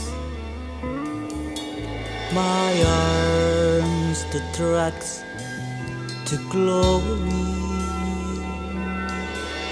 my blood the strength of God.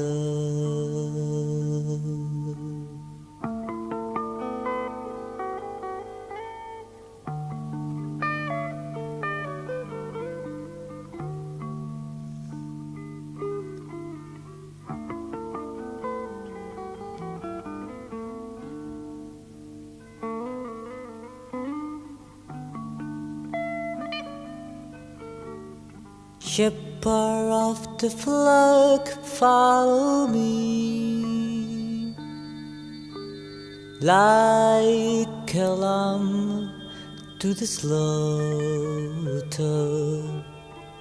raising from the dead man like me, whose your lies in forgetting. On high I preach to love, coming down I know the spur. All heart now rests with me, my gift I need a God.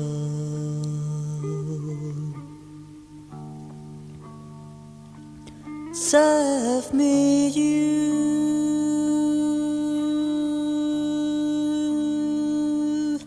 pray for me.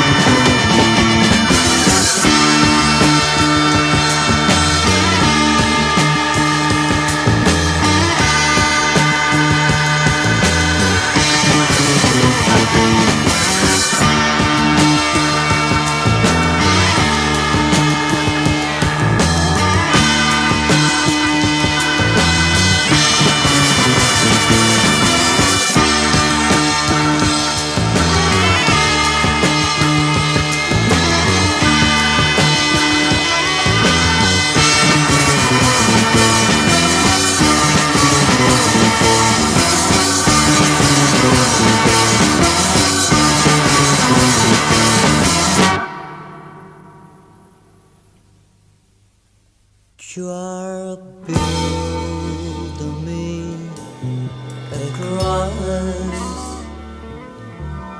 to hide my ways to side. With your hands, my God, why have you forsaken me?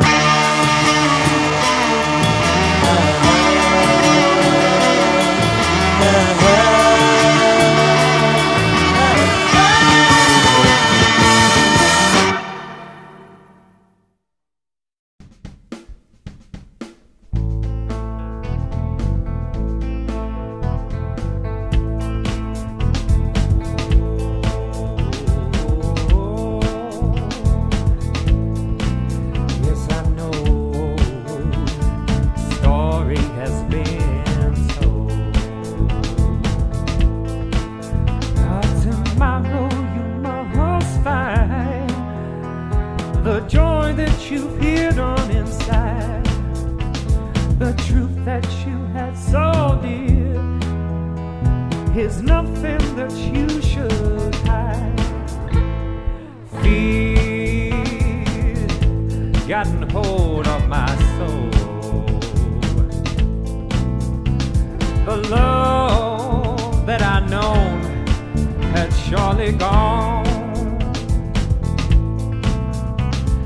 Looking back across all memories, just hoping for life to change. Just one more grasp of the life I had, and I'll be back on that path. I seen your heart, I seen your truth, I seen your light, I seen you, baby. Oh yeah, yeah. Looking in your eyes, looking in your eyes, I can see the tears that are falling from the sky, falling from the sky.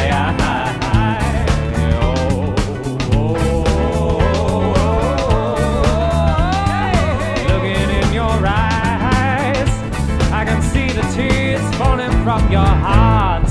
I don't know just what it is you were searching for, and why you died, why you passed away in your life. I don't know just what it is. Must be a mental, baby. I'm searching for the gold, but I can't find nothing, nothing in my heart. Yeah, I've got to let go. I got to let go. Find the truth right now.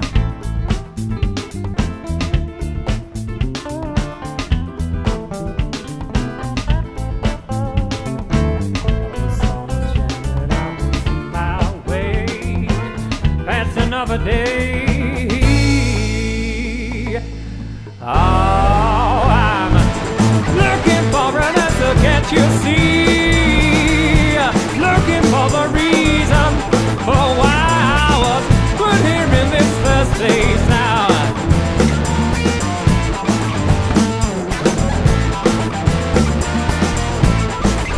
Oh, I've been dead for too long, so wake me, wake me, wake me up.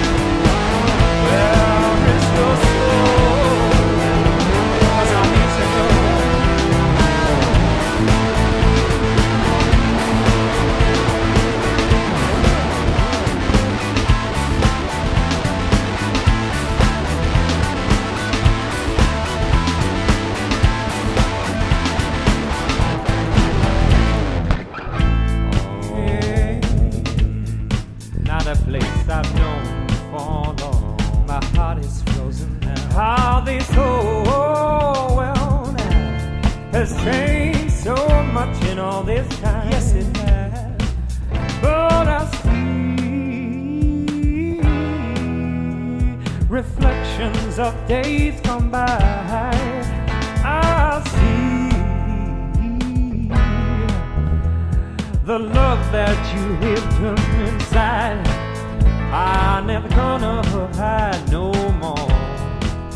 No, no, no, no, hide no more, baby. Change is come, baby, change is come. Gonna lift up your weary head.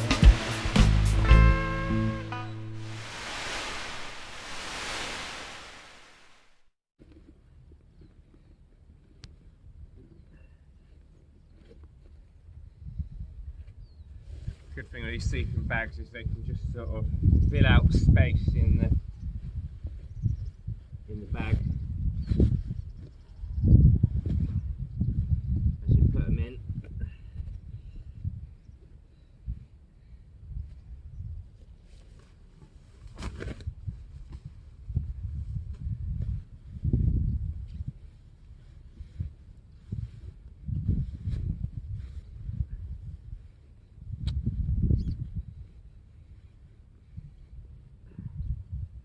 Yep.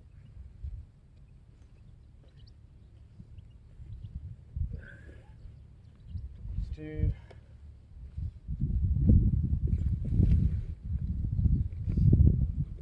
there you go.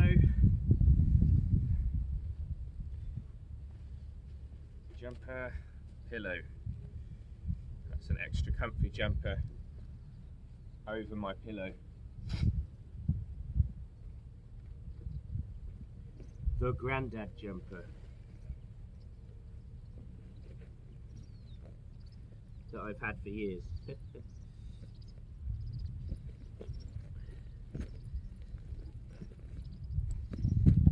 All in there.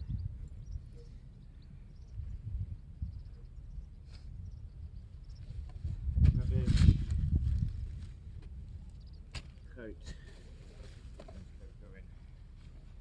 Coat is going in the top here for easy access in case one gets cold. Hello socks. Do I wear you or do I not? You smell pretty bad. I did have a bag for bloody washing to go in here. Where's that gone?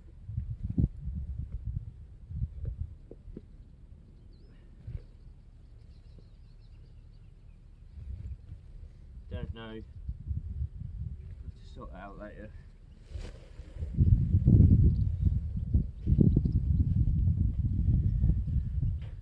My nice purple shirt, which is getting dirtier by the day.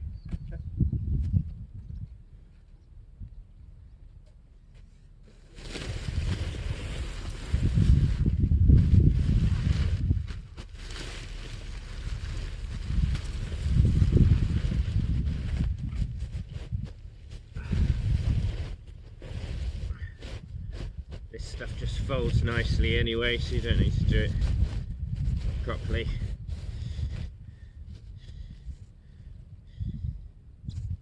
Sometimes I do, but today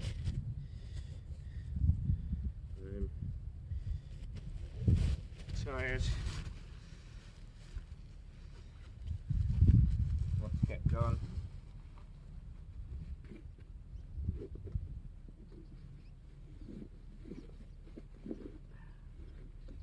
Like that in there. Helmet in here for easy access. Oh, helmet's falling apart. Apart.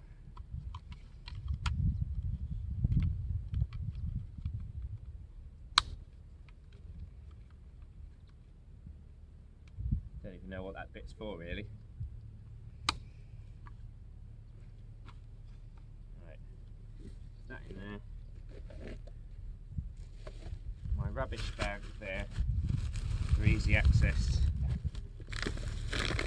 when we go to the supermarket. We will take that out. Oh, more rubbish.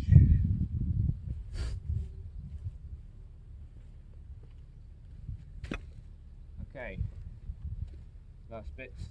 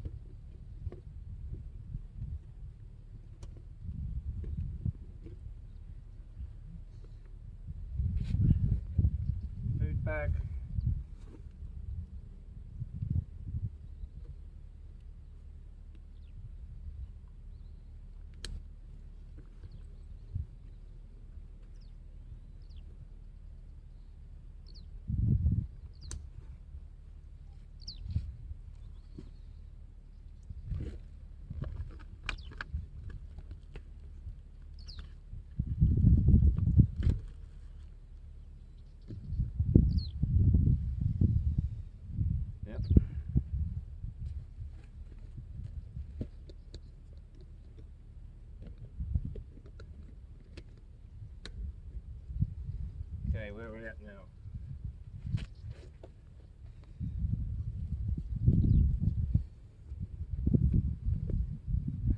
On a sunny day, sometimes I don't shut these because it can be quite tight. It's a pain in the ass to get them shut, so if you're going to go in and out there,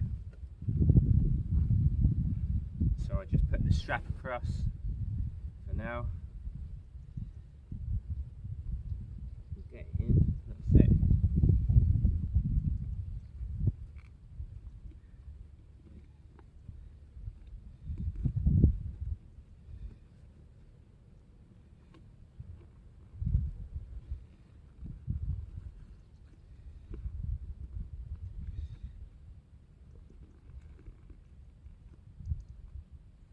Yep.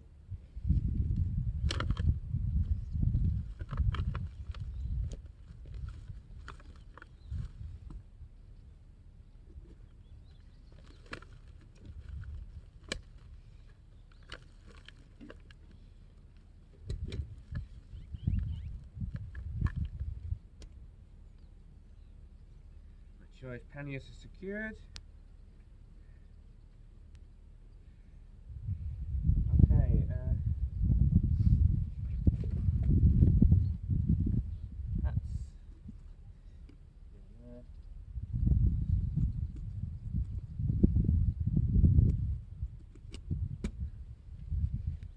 So that's about it really. Cool. So all we have now is a solar panel left to put on the top, on the back, and get the phone in position and get the guitar bag on my back. I can't show you all that. That's it anyway. I wonder how long that took. Cool. Alrighty. Well, just wanted to say that I'm in Gibraltar, and this is the first time I've been told off for cycling in the street, which is hilarious because I've been cycling in the street in town after town after town in Spain and that, you know, cities and everywhere, highly pedestrianised areas, and I've not been told off. It's the first time, you know.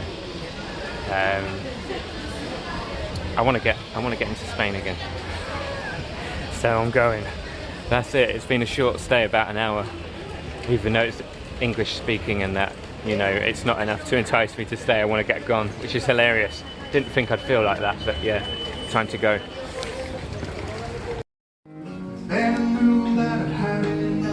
But my credit cards computer, I hurried out where the highway turns to sand, where the one-way ticket to the land of truth, a suitcase in my hand.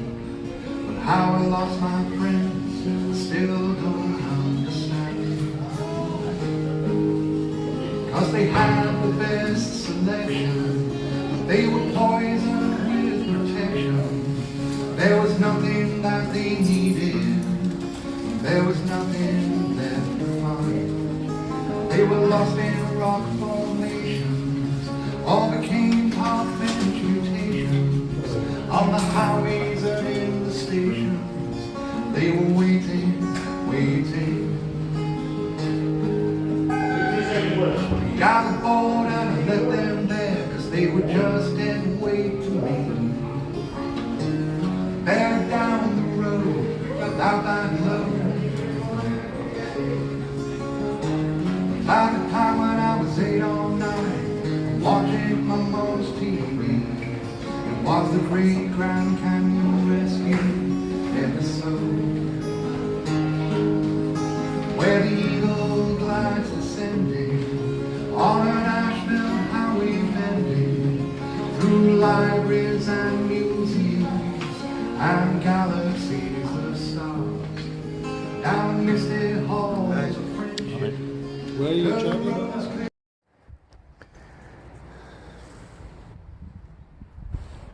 Chickens in the garden there.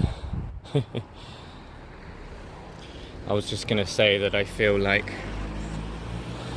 it's this truer experience of Spain that really speaks to me, you know. I didn't particularly come out to be in Spain, but I came out to experience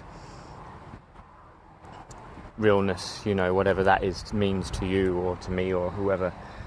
And you know, having spent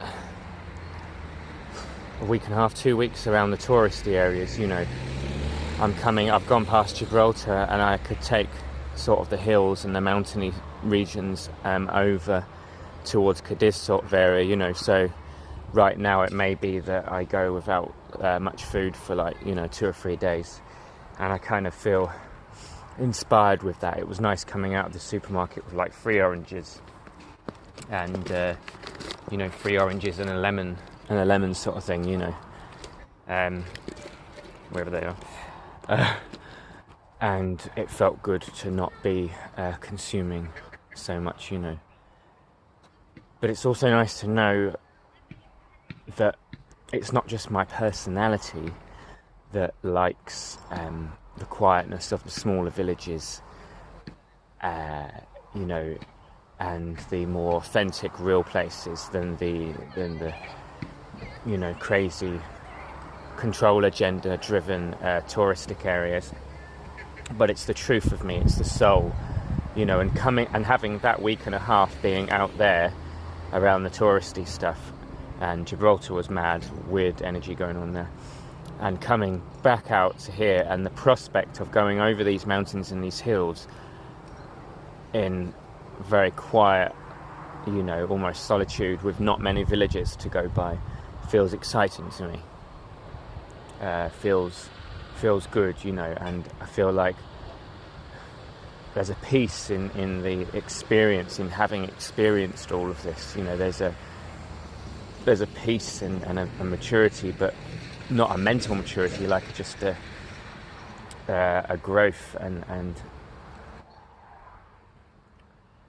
an understanding of these transitions. It's like when winter came in England, I could feel it. I could feel the transition coming, winter, you know.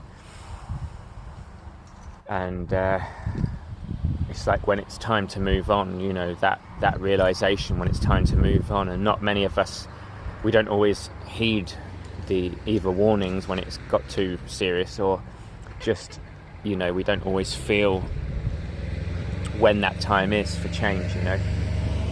And so in my childhood I had a lot of change, and, you know, going to live with my auntie and then going back to my mum's and my auntie, you know, and spending time with mum, and I could see the difference between two realities, you know. And although it can be difficult, although these things can be difficult to experience very different realities, there's a certain peace that comes from the growth and the understanding in these different experiences, you know. There's a certain acceptance that comes, you know. And yeah, it's nice to feel this feeling now that I'm going to be getting away from society a bit, and here comes a change. I'm sure I'll moan about it in a few days, but at the moment it feels exciting to have that change come. So the sun's going down again, and we'll get set up now, so that's really cool.